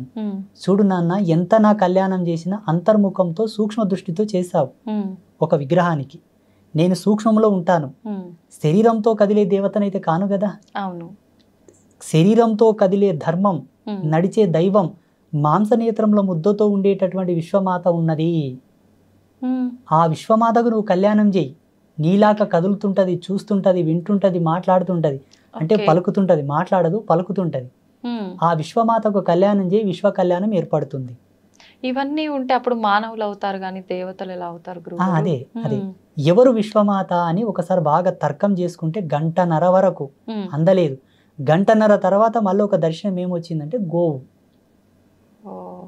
విశ్వమాత అంటే గోవు. గోవుకు కళ్యాణం చేస్తే ఆ కళ్యాణం గడిచిన ఉత్తర క్షణమే అంతా ఆంక్షలు పోతాయి, అందరూ కలిసిమెలిసి తిరుగుతారు, కోవిడ్ అనేది వెళ్ళిపోతుందని ఒక దర్శనం వచ్చింది. నా తపస్సు, నా అనుష్ఠాన సత్యం చెప్తున్నాను చూడండి. మీరు అడిగారు కాబట్టి ఇంతవరకు ఎక్కడ రివీల్ చేయలే, ఫస్ట్ టైం మీ మీడియాలో చెప్తున్నాను నేను. 2021 సంవత్సరంలో ఆచార్యుల దగ్గరికి వెళ్ళాను. అయ్యా, నాకు ఒక దర్శనం వచ్చింది, ఉడతా భక్తి, నేనేం పెద్ద ఉద్ధరణ చేసేవాడిని కాను, ఈ కోవిడ్ ఆంక్షలు పోయి అందరూ సుఖ సంతోషాలతో ఉండాలని నాకు ఒక దర్శనం వచ్చింది నా తపస్సులో. గోవుకు కళ్యాణం చేసి ఆ పుణ్యశక్తిని లోక కళ్యాణానికి ధారబోయాలనుకుంటున్నాను. నేనే కర్తను. నా గోశాలలో ఉండే గోవును ఒక కోడెను రెడీ చేశాను. వాళ్ళ పేర్లు ఇవి: గణేషు, నందిని. వీళ్ళ పేరు మీద లగ్న ముహూర్తం పెట్టానని ముహూర్తం తీసుకొని పత్రికలు కొట్టించి పెద్ద పెద్ద వాళ్ళకందరూ పత్రికలు వించి ఎంతో మంది పీఠాధిపతులను పిలిపించి 7 అంతరాల పందిరి వేసి కన్యగా ఉన్న గోమాత, మళ్ళా కోడెలు వారిన తర్వాత గోవు కళ్యాణానికి పనికిరాదు. కన్యగా ఉన్న గోమాత సంవత్సరం దాటిన గోమాత, సమకాలికమైన కోడే. వాటికి మన సనాతన ధర్మంలో చెప్పిన పద్ధతి ప్రకారంగానే కళ్యాణ తంతు చేయించి ఆ పందిరిలోనే సంకల్పం చేశాం పాలభాసలు ఆచార్యుల ముందల్ని. 2021వ సంవత్సరంలో నేను ఒక సన్యాస ధర్మంలో ఉండి అంబాత్రయ క్షేత్రములు వెలిసిన ముగ్గురమ్మల సాక్షిగా నేను ఈ గో కళ్యాణం చేయుచున్నాను. వచ్చే సంవత్సరం వరకు కోవిడ్ ఆంక్షలు పోయి అంతా సస్యశ్యామలంగా జరగాలని సంకల్పం చేస్తే 2022వ సంవత్సరం వరకు అన్నీ పోయాయి. 22లో చేశాము, 23లో చేశాము. ఈ 24వ సంవత్సరంలో రేపు వచ్చే 21వ తారీఖు రోజు కూడా మన పీఠంలో గో కళ్యాణం ఉంటుంది. ఓకే, అంటే అలా ప్రతి సంవత్సరం చేయాలా గురుగారు? అమ్మ ఆజ్ఞ. మీరు అడిగారు కదా లోక కళ్యాణం కొరకు ఏదన్నా చేయాలని, అది ఏ గో కళ్యాణం. ఓకే, విశ్వమాత కళ్యాణము విశ్వ కళ్యాణ నాంది. 33 కోట్ల దేవతలు గోవులో వసించి ఉంటారు తల్లి. ఒకే కాలంలో ఒకే ముహూర్తంలో ఒకే పందిరి కింద 33 కోట్ల దేవతలకు పెళ్లి చేసినట్టు లెక్క. ఓకే, హిందూయిజంలో ఉండే ఆల్ గాడ్స్ యొక్క పెళ్లి ఒకేతోను చూడాలనుకుంటే గో కళ్యాణం చూడాలి. అది కూడా వైదిక ధర్మం పద్ధతిగా. కొన్ని దేవాలయాల్లో గో కళ్యాణం చేశారు, ముసలి ఆవులకు పెళ్లి చేసిండ్రు తల్లి. గో ఒక్కసారి సూడిద తప్పి ప్రసవించిందంటే పెళ్లి చేయరాదు, పాపం తగులుతుంది. ఓకే, అది ధర్మం కాదది. అప్పుడు వశిష్ఠుడు చేశాడు, గౌతముడు చేశాడు, జమదగ్ని ఋషి చేశారు అప్పట్లో ఋషుల కాలంలో. ఈ కాలంలో అంబాత్రయ క్షేత్రంలో నాచి ఆ జగదంబ చేయించింది, నా అదృష్టం. ఓకే, అయితే గురువుగారు కొన్ని కోట్ల దేవతలు కొలువై ఉన్న ఆ గోమాతకి ఇంత ప్రాధాన్యత ఉంది. నిజంగా ఆ ప్రాధాన్యత ఇప్పుడు ప్రస్తుత రోజుల్లో గోవుకి దక్కాల్సిన ప్రాధాన్యత దక్కుతుందంటారా? దక్కట్లేదు. నేను అదే చెప్పాను. అమ్మను హింసించిన, గోవుని హింసించిన, నేలని కలుషితం చేసిన, గాలిని కలుషితం చేసిన, గంగా నదిని కలుషితం చేసిన, గురువులని అవహేళన చేసిన ఈ జన్మలో ప్రాయశ్చిత్తం లేని పాపాలు తగులుతాయి. ఓకే, ఇప్పుడు గోవులను చంపుకొని తినేవాళ్ళు, గోవులను హింసించే వాళ్ళందరూ కూడా ఇప్పుడు మనకు రోడ్ల మీద అంగవైకల్యంతో కనిపిస్తారు కదమ్మా, మెంటల్ హాస్పిటల్లో కొన్ని ప్రదేశాల్లో ఉంటారు కదా. ఏ జన్మలో అటువంటి పాపాలు చేశారు, ఈ జన్మలో అలా పుడుతున్నారు. భగవంతుడు మన ముందల్ని ఉదాహరణలు చూపిస్తున్నా మనము జాగ్రత్త పడతలేము. ఈ జన్మలో వాళ్ళు అలా పుట్టారంటే బలమైన కారణం ఉంటుంది తల్లి. అకారణంగా ఈ జగతి లోపల ఆకు కూడా రాలదు. అటువంటిది ఈ శరీరం ఎక్కడ, మనం పుట్టడం ఏమిటి, అలా పుట్టడం ఏమిటి. మీరు ఇంత చక్కగా ఇంత మంచిగా ఉన్నారంటే ఏ జన్మలో పుణ్యం చేసుకున్నారు? మీ పెద్దలు చేసిన పుణ్యమో మీ పుణ్యమో. ఓకే, అయితే గురువుగారు పెద్దవాళ్ళు అనేసరికి నాకు ఒకటి గుర్తొచ్చింది. పెద్దవాళ్ళు చెప్తుంటారు, ఎన్ని పాపాలు చేసినా సరే ఏదో ఒక పుణ్యం కనుక మనం గట్టిగా చేసుకుంటే కనుక అన్నీ తొలగిపోతాయని. నిజమే అంటారా? 100%. ఆ పుణ్యం ఏంటో చెప్తాను. జన్మనిచ్చిన తల్లిదండ్రులను చేసుకున్న పుణ్యం 3 తరాల వరకు వస్తుంది, 3 generations వరకు వస్తుంది. చాలా పవర్ఫుల్. తల్లికి తండ్రికి ఇద్దరికి సేవ చేసి వాళ్ళు ఉన్నన్నాళ్ళు వాళ్ళు చనిపోయే వరకు నీ కడుపులో పుట్టిన పిల్లలు నువ్వు ఎంత ప్రేమగా చూస్తావో, నీకు జన్మనిచ్చిన వాళ్ళు కాబట్టి వాళ్ళని అంతే ప్రేమతో చూడగలిగి వాళ్ళకి ఏ కష్టం రాకుండా ఏ ఇబ్బంది రాకుండా వాళ్ళని చూసుకుంటే ఆ పుణ్యం ఎంత గండంలోనే నిన్ను కాపాడుతుంది. ఓకే, రణంలో పోయినా నీ అరికాలకు ముళ్ళు నాటనట్లా బయటకు వస్తావు. మా పెద్ద మనుషులు అంటారు మోటుగా వల్ల. మీకు ఇలాగే చెప్పాలి అంటే ప్రేక్షకులకు ఇలా చెప్పాలి కాబట్టి. గోవుని పూజించినా, గోవుని పోషించినా, గోవుకు భోజనం పెట్టినా సేమ్ పుణ్యం వస్తుంది. గురువులను సేవించుకున్నా, గురువులను గౌరవించినా, గురువులను ఆదరించినా అదే పుణ్యం వస్తుంది. గురువులు అంటే అందరు గురువులు గారమ్మా. కర్మరహితుడు, సంసారరహితుడు, సంసార త్యాగం చేసిన వాడు, సంకల్ప త్యాగం అనర్చిన వాడు శ్రేష్టమైన గురువు. పరిపూర్ణమైన జ్ఞానానికి సంబంధించిన వాడే ఉండాలి. విశ్లేషణాత్మకంగా జీవితం ఉండాలి. సర్వధర్మముల యందు అనురక్తి కలిగి ఉండాలి. ఆయన శ్రేష్టమైన గురువు. కాషాయం కండువ భుజమి నేసుకున్న వాళ్ళంతా గురువులు గారు. ఓకే, ఇది కూడా మరి అంటే ఇప్పుడు దొంగ స్వామీజీలు చాలా మంది ఎక్కువైపోయారు కదా గురువు గారు. అలాంటి వాళ్ళని మనం ఎలా గుర్తించవచ్చు అంటారు? ఈ జన్మలో కాషాయం కప్పుకొని మోసం చేస్తున్న వాళ్ళంతా మరో జన్మలో ఎలా పుడతారంటే మతిహీనులై పుడతారు, పిచ్చి పిచ్చి చేష్ట చేసే వాళ్ళు పుడతారు. వాళ్ళకు శాపం అది. ఎందుకంటే కాషాయం జ్ఞానం, జ్ఞానంతో వ్యాపారం చేస్తున్నావు కాబట్టి మరు జన్మలో జ్ఞానం లేకుండా, తన మీద తనకు సోయి లేకుండా, ఈ జన్మలో భగవంతుని కేంద్రకంగా, భగవంతుని ఒక వ్యాపార కేంద్రకంగా పెట్టుకొని దేవుని ముందల పెట్టి నువ్వు డబ్బులు సంపాదిస్తున్నావంటే మరు జన్మలో తినడానికే తిండి లేనటువంటి దేహి దేహి అనాల్సిన జన్మలు పుట్టాల్సి వస్తుంది. భగవంతుడు వ్యాపారం కాదు తల్లి. అసలు భగవంతుని మీద మనం అసలు భగవంతుని మీద వ్యాపారమే కరెక్ట్ కాదు. అది శాస్త్ర సిద్ధాంతాలను అమ్ముకోకూడదు, పంచాంగాన్ని అమ్ముకోకూడదు, మంత్రాలను అమ్ముకోకూడదు. ఇవన్నీ కూడా పరమ పవిత్రమైనటువంటి మంగళకారకములు ఇవన్నీ. వీటి మీద వ్యాపారాలు ఏంటి చెప్పండి, నాకు అర్థం కాదు. వీటి మీద వ్యాపారం చేస్తే ఎన్ని జన్మలకైనా ఉసురు పోదు. నీవు ఒక ముహూర్తం పెట్టించావు తల్లి, ఆయన పరవశించి నీకేమన్నా పెట్టిపోతే ఆయన ఇష్టం, డిమాండ్ చేయకూడదు. నువ్వు ఒక మంత్రం ఇచ్చావు, ఆ మంత్రం కొన్నాళ్ళు ఆయన సాధన చేసిన తర్వాత మంచిగా అయ్యొచ్చిండు, గురువు గారు మీరు ఇచ్చిన మంత్రం వల్ల నాకు మంచి జరిగింది, గురుదక్షిణగా మీకేమన్నా ఇచ్చుకుంటానని ఆయన ఇస్తే స్వీకరించు, తృప్తిపడు. డిమాండింగ్ వద్దు, ఆర్డర్ వద్దు. ఈ మంత్రానికి ఇంత ఫీజు, నేను పంచాంగం ఇప్పాలే, తెరవాలే, ముయ్యాలంటే ఇంత ఫీజు పెట్టాలి, ముందే అపాయింట్మెంట్ తీసుకోవాలి. ఇవన్నీ ఏంటంటే వాళ్ళు కోరి కోరి పాపం చేసుకుంటున్నారు. ఇవి ఎక్కడ ధర్మంలో లేవు. అప్పట్లో ద్రోణాచార్యులంతరి వారే కురు సామ్రాజ్యం దగ్గరికి వెళ్ళి దేహి అనాల్సి వచ్చింది. ఆయనకు రాని విద్యలు లేవమ్మా, ఆయనకు రాని విద్యలు లేవు, ఆయనకు తెలియని మర్మం లేదు. కానీ ఒక రాజ్య సంస్థానానికి వెళ్ళి నాకేమని ఇప్పించండి అయ్యా అని అడిగాడు. చాలా మంది ఋషులు అడిగారు అట్లా. ఎందుకంటే వాళ్ళకి చిటికేస్తే లక్ష్మి రాలేటటువంటి శక్తి సంపన్నులు వాళ్ళు. కానీ విద్యల చేత లక్ష్మిని అనుగ్రహింపమని కోరలే, మంత్రాలను వాడలే, విద్యను వాడలే, తపస్సును వాడలే, యాచించుకొని బ్రతికారు తప్పిస్తే మంత్రతంత్రాలతో వాళ్ళు వృత్తి సాగించలేదు. నేను దాన్ని బాగా నమ్ముతా. వేరే స్వామీజీలు, జ్యోతిషులు, సిద్ధాంతులు ఏంటో నాకు సంబంధం లేదు. కానీ నా కాషాయాన్ని, నా ధర్మాన్ని, నా మంత్రాన్ని నేను ఎప్పుడు డబ్బులకు వాడను. అంటే మీరు ఇప్పటి వరకు డబ్బు తీసుకొని చెప్పలేదా గురుగారు? అతోస్మి. నాకు ఆ మాట అంటేనే కంపరం వచ్చేస్తుంది. నేను పీఠంలో ఇట్లా కూర్చుంటానమ్మా, ఒక ఉండి పెడతారు పక్కల, ట్రస్ట్ వాళ్ళు, కమిటీ వాళ్ళు. వాళ్ళ ధర్మ సందేహాలు అడిగి ఏదో విభూతో, కుంకుమనో, తాయితో, అంతరమో ఏదో ఇస్తాను. వాళ్ళు ఏదో రూపాయి, 2 రూపాయలు అందులో వేసిపోతారు. నేను ఈ యంత్రం ఇచ్చానుగా, ఇంత పెట్టాను నేను అడగను. మా పీఠంకి వచ్చి మీరు చెక్ చేసుకోవచ్చు కూడా. అక్కడ ఏమైనా డొనేషన్లు ఇచ్చినా, అన్నదానంకి ఇచ్చినా, అమ్మ పూజకి ఇచ్చినా కూడా ప్రతిదీ కూడా రాసుకుంటారు, ఖర్చు పెడతారు, మేమేం తీసుకోం. ఇప్పుడు నా సౌల్ పర్పస్ నాకు తెలుసు తల్లి, నా జన్మ నాకు తెలుసు.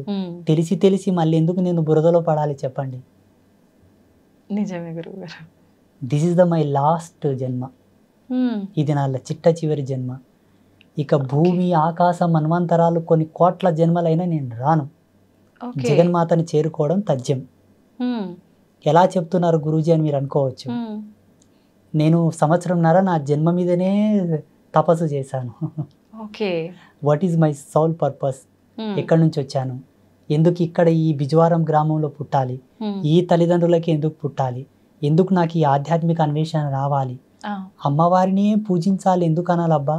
శివుని పూజించవచ్చు కదా, విష్ణుమూర్తిని పూజించవచ్చు కదా, గణపతిని పూజించవచ్చు కదా, అమ్మ మీదనే ఎందుకు నా నాడి కొట్టుకుంటుందని కూడా రీసెర్చ్ చేశాను. ఏ వంకతో జగదంబ పాదాలు పట్టుకున్నా వాళ్ళకు జన్మ సార్థకమైనట్లే.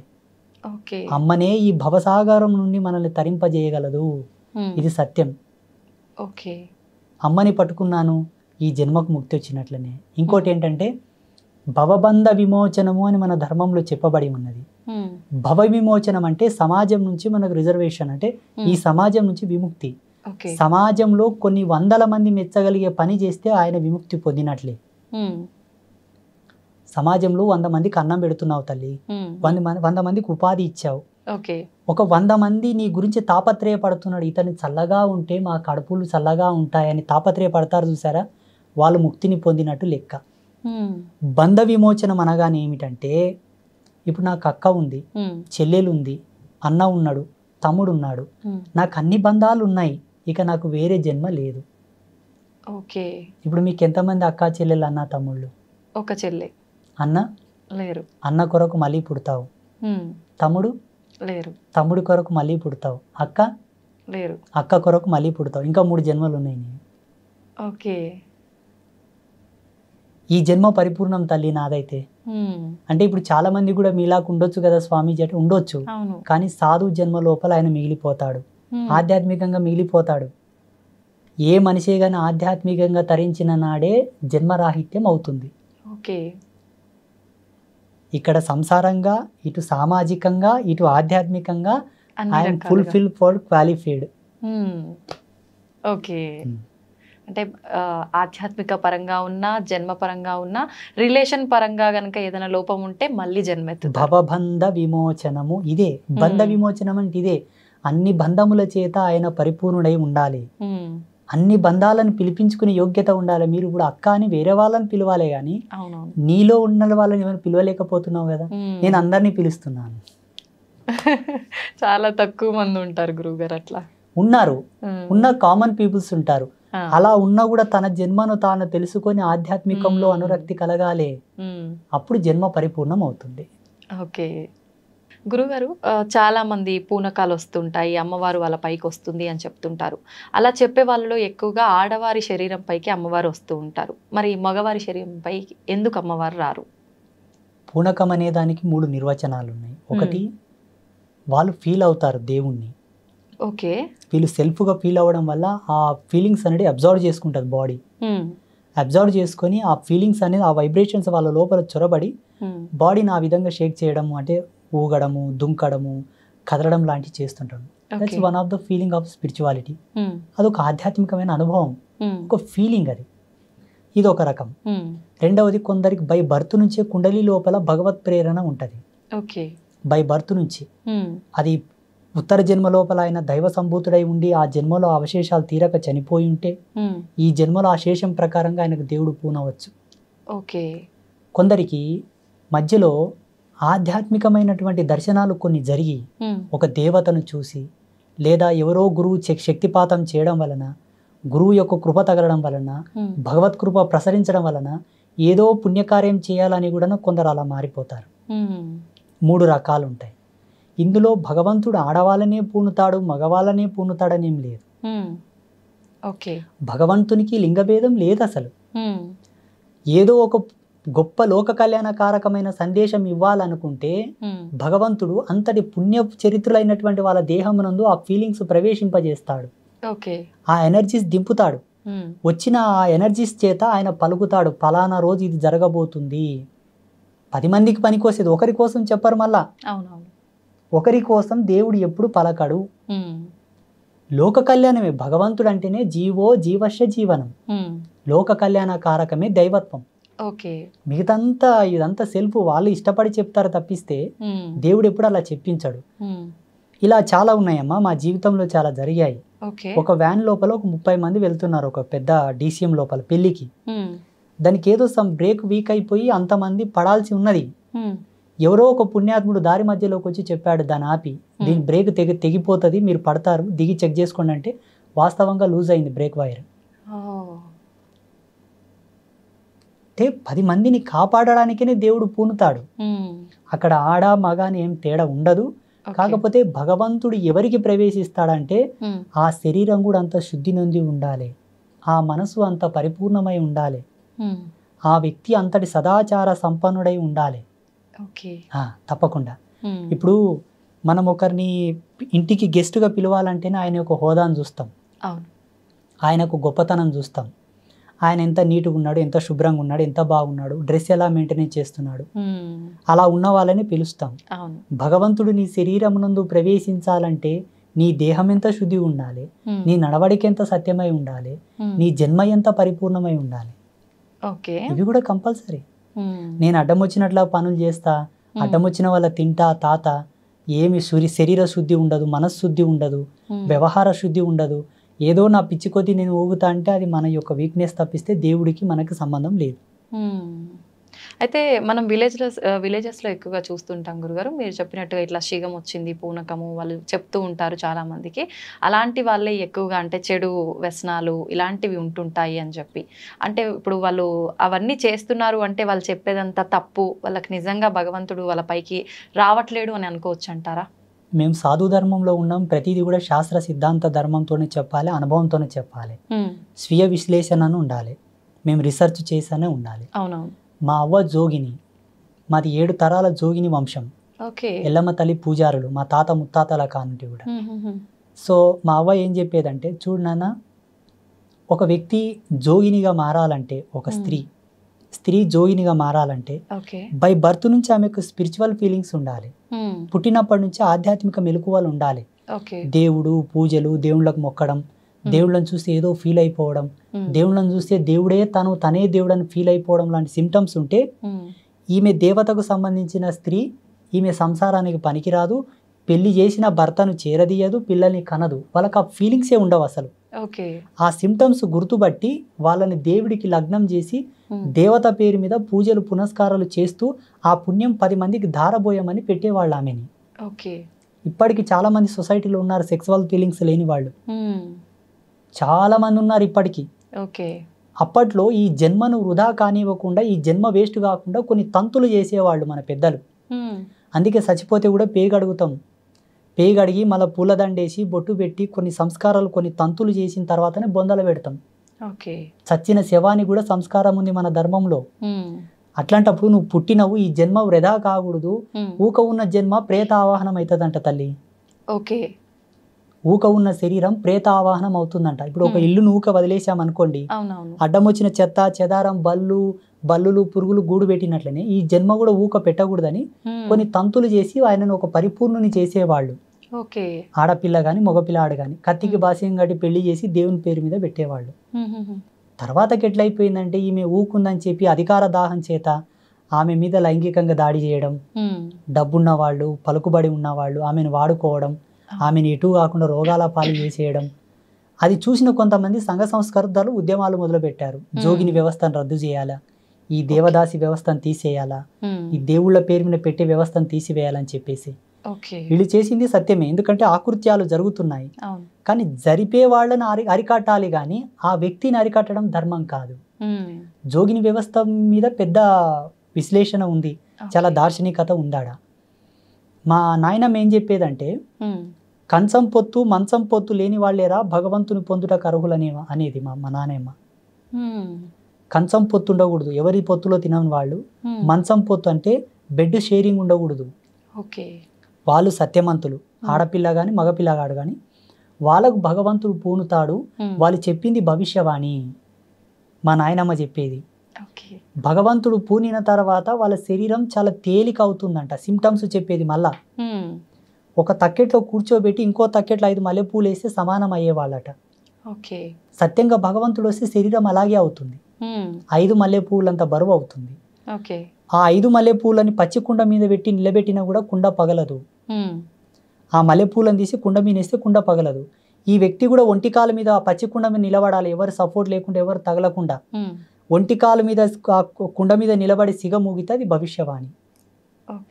ఇప్పుడు దేవుడు తన లోపల ఉంటేనే కదమ్మా సత్యం ఉంటుంది, సత్యం ఉంటేనే కదా కుండ పగలదు. ఇవల్ల సిమ్టమ్స్ చెప్పేది మా నాయనమ్మ. నేను అప్పుడు అనుకునేవాడిని, ఈ కాలంలో ఎవరున్నారు ఇంత సత్యంగా? ఒకవేళ సిగం వచ్చిన వాళ్ళని తక్కెట్లో కూర్చోబెట్టి మల్లెపూలు వేసిన సమాంతరం అవుతారా? కారు. అలా సిగం వచ్చిన వాళ్ళను ఒంటి కాలు మీద పచ్చి కుండ మీద నిలబెడితే కూడా కుండ ఉంటుందా? పగిలిపోతుంది. ఇలా వెతుక్కుంటూ పోతే సమాజంలో చాలా మంది వెళ్తారు తల్లి. ఇప్పుడు ఇట్లా సిగమూగే వాళ్ళంతా సత్యమంతులు కారా స్వామీజీ అంటే మనం అనలేము. వాళ్ళ వ్యక్తిగతమైన ఫీలింగ్స్ అయి ఉండొచ్చు, భగవంతుడి యందు వాళ్ళు రమించి అలా ఊగవచ్చు, అది వాళ్ళ యొక్క ధర్మం, వాళ్ళ యొక్క విధి విధానాలు. ఇప్పుడు ధర్మం ఏంటి స్వామి అని మీరు అడిగారు కాబట్టి ఈ సిమ్టమ్స్ ఉండాలమ్మా, అది సత్యం. గురుగారు, ఒక యోగిగా మీ జన్మకి సార్థకత, లక్ష్యం ఏంటి గురుగారు? నేను ఆజన్మాంత బ్రహ్మచారిగా, ఆత్మజ్ఞానం జ్ఞానయోగంలో ఉండే ఒక ఆత్మ సన్యాసిగా. మాది దండ సన్యాసం కాదు. మీరు జేర్ స్వామి దగ్గరికి వెళ్ళారన్నారు కదా, అవును గురుగారు, వారి దండ సన్యాసం. అది బహిర్ముఖ సన్యాసం అంటారు దాన్ని. ఆత్మ సన్యాసం అంటే దండ నిర్లిప్తం చేసుకోవాలి, ఆత్మయందు సన్యాసించాలి. అంతర్ముఖ సన్యాసం ఆత్మ సన్యాసం, మాది అంతర్ముఖ సన్యాసం అన్నమాట. నా సన్యాస సంకల్పం ఏమిటి అంటే, సత్య సనాతన ధర్మంలో ఉండే ప్రతి ఆచారము విజ్ఞాన దృక్పథమే, అజ్ఞానం కాదు, మూఢనమ్మకం కాదు. ఇది సమాజంలో నిరూపించాలని ఒక లక్ష్యం నాకుంది. రెండవది, ప్రపంచానికి సనాతన ధర్మం జగద్గురు అని నిరూపించాలి. మూడవది, అమ్మవారు నన్ను ఇలా స్థాపించు నాయనా అని ఒక దర్శనం ఇచ్చినట్లు ఒక గుడి కట్టమని దర్శనం ఇచ్చింది నాకు. ఓకే. ప్రపంచంలో ఆ గుడి ఇప్పటి వరకు రాలేదు. మానవునికి విజ్ఞానం వికసితమై మనిషి పరిజ్ఞానం వైపు నడకలేడుతూ ఇప్పటి వరకు కూడా అటువంటి ఆలయ రూపకల్పన జరగలేదు. అదొక ఆలయ నిర్మాణం చేయాలనే సంకల్పం ఉన్నది. ధర్మస్థాపన చేయాలి. సత్య విశ్లేషణ చంద్రికతో కూడుకున్న ధర్మస్థాపన, సోకాళ్ళు ధర్మస్థాపన కాదు. నేను నేర్చుకున్న ధర్మం ఏంటంటే అమ్మ, శాస్త్రం అనగా స్త్రీ అనగా ఒక్కటే. స్త్రీని అగౌరవపరచడం, స్త్రీని అవహేళన చేయడం ఎంతో, శాస్త్ర అవహేళన అంతే. దీనికి ప్రాయశ్చిత్తం లేదు, దానికి ప్రాయశ్చిత్తం లేదు. ఎన్ని గంగల్లో మునిగినా, ఎన్ని పుణ్యకార్యములు చేసినా ఆ పాపం పోదు, అనుభవించి తీరాల్సిందే. ఇప్పుడు చేస్తున్న వాళ్ళందరూ శాస్త్ర దూషణనే. ఎందుకంటే శాస్త్రం అడ్డం పెట్టి మానవులకు కోరికలు రేపుతారు. ఇది చేయండి మీకు ఈ కష్టం నెరవేరుతుంది. దీనికి దానికి సింకే ఉండదు తల్లి. ఆయన పూజ చేస్తాడు, శ్రీకాళహస్తి పోయి చేస్తాడు, వస్తాడు, కొన్నాళ్ళు వేచి ఉంటాడు, ఏమయ్య స్వామి కాలేదంటాడు.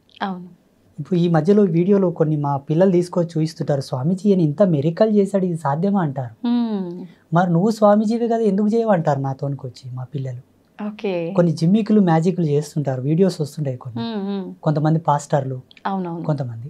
నేనేమంటానంటే వాస్తవంగా ఆధ్యాత్మికతకు అంత పవర్ ఉంటే, వీళ్ళలో అంత హీలింగ్ పవర్ ఉండి, అంత చైతన్య శక్తి ఉంటే ఎర్రగడ్డ మెంటల్ హాస్పిటల్కి వెళ్ళి వాళ్ళని బాగా చేయమని చెప్పు. నేను వాళ్ళ కాళ్ళు మొక్కి కాలు కడిగి నెత్తిమీన పోసుకుంటా. ఈ సన్యాసం ఇడిచి ప్యాంటైంగ్ వేసుకొని తిరుగుతా. క్యాన్సర్ హాస్పిటల్కి వెళ్ళి వాళ్ళ హీలింగ్ పవర్ చేత వాళ్ళని బాగా చేయమని.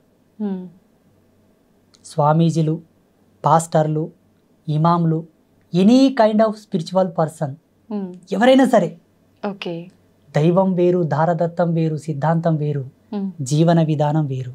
మనిషి తనను తాను తెలుసుకొని బ్రతకాలి. తనకు తానే రాజు, తనకు తానే ధర్మం తల్లి, ఎవరిని ఎవరు ఉద్ధరించరు. ఉత్తకథ. వేమన యోగి ఏం చెప్తాడు తన పద్యంలో అంటే, తనకు తానే రాజు, తనకు తానే దేవుడు జీవుడు రెండు. మీరు తింటే నా ఆకలి ఎలా తీరుతుంది తల్లి? ఏదో తృప్తి పడగలను, అమ్మయ్య ఈమె తిన్నది సంతోషం అనగలను, కానీ ఆకలి అవుతుంది కదా. భగవంతుడిని నమ్మడం ఒక విశ్వాసం, ఒక పవర్. 83 లక్షల జీవరాశులు ఏవి దేవిని కొలవవు తల్లి, మనం కొలుస్తాం. అదొక గర్వకారణం. మళ్ళా దాంట్లో ఎంతో సైన్స్ ఉందమ్మా. హిందూయిజంలో చాలా ఎక్స్ట్రాడినరీ సైన్స్ ఉంది, అద్భుతమైన విశ్లేషణ. ఒక దీపం పెట్టడము, ధూపం వేయడము, నైవేద్యం పెట్టడము, అభిషేకాలలో అబ్బా చాలా అద్భుతం. దీన్ని తీసుకొచ్చి మన సంసారం మీద పులిమి ఎటూ తేలుకోలేపకల పంచాంగం వేస్ట్ అంటారు, జ్యోతిష్యం వేస్ట్ అంటారు, పూజలు వేస్ట్ అంటారు. నాకెంత బాధ అవుతుందో చాలా. ఈరోజు ఈ బాటిల్లో నేను నీళ్లు చూశాను, ఇక్కడ ఉన్నాయి, మీరు వచ్చి నీళ్లు లేవంటే నేను నమ్మాలనా? నేను చూశాను, దాంట్లో నీళ్లు ఉన్నాయి, కొన్ని తాగాను, కొన్ని పెట్టాను. లేవు గురూజీ అని మీరు వాదాంతం చేస్తే నేను ఎలా నమ్మాలి చెప్పండి? అలాగే సనాతన ధర్మం యొక్క మూలాలు, దీని యొక్క అవశేషాలు చాలా గొప్పవి.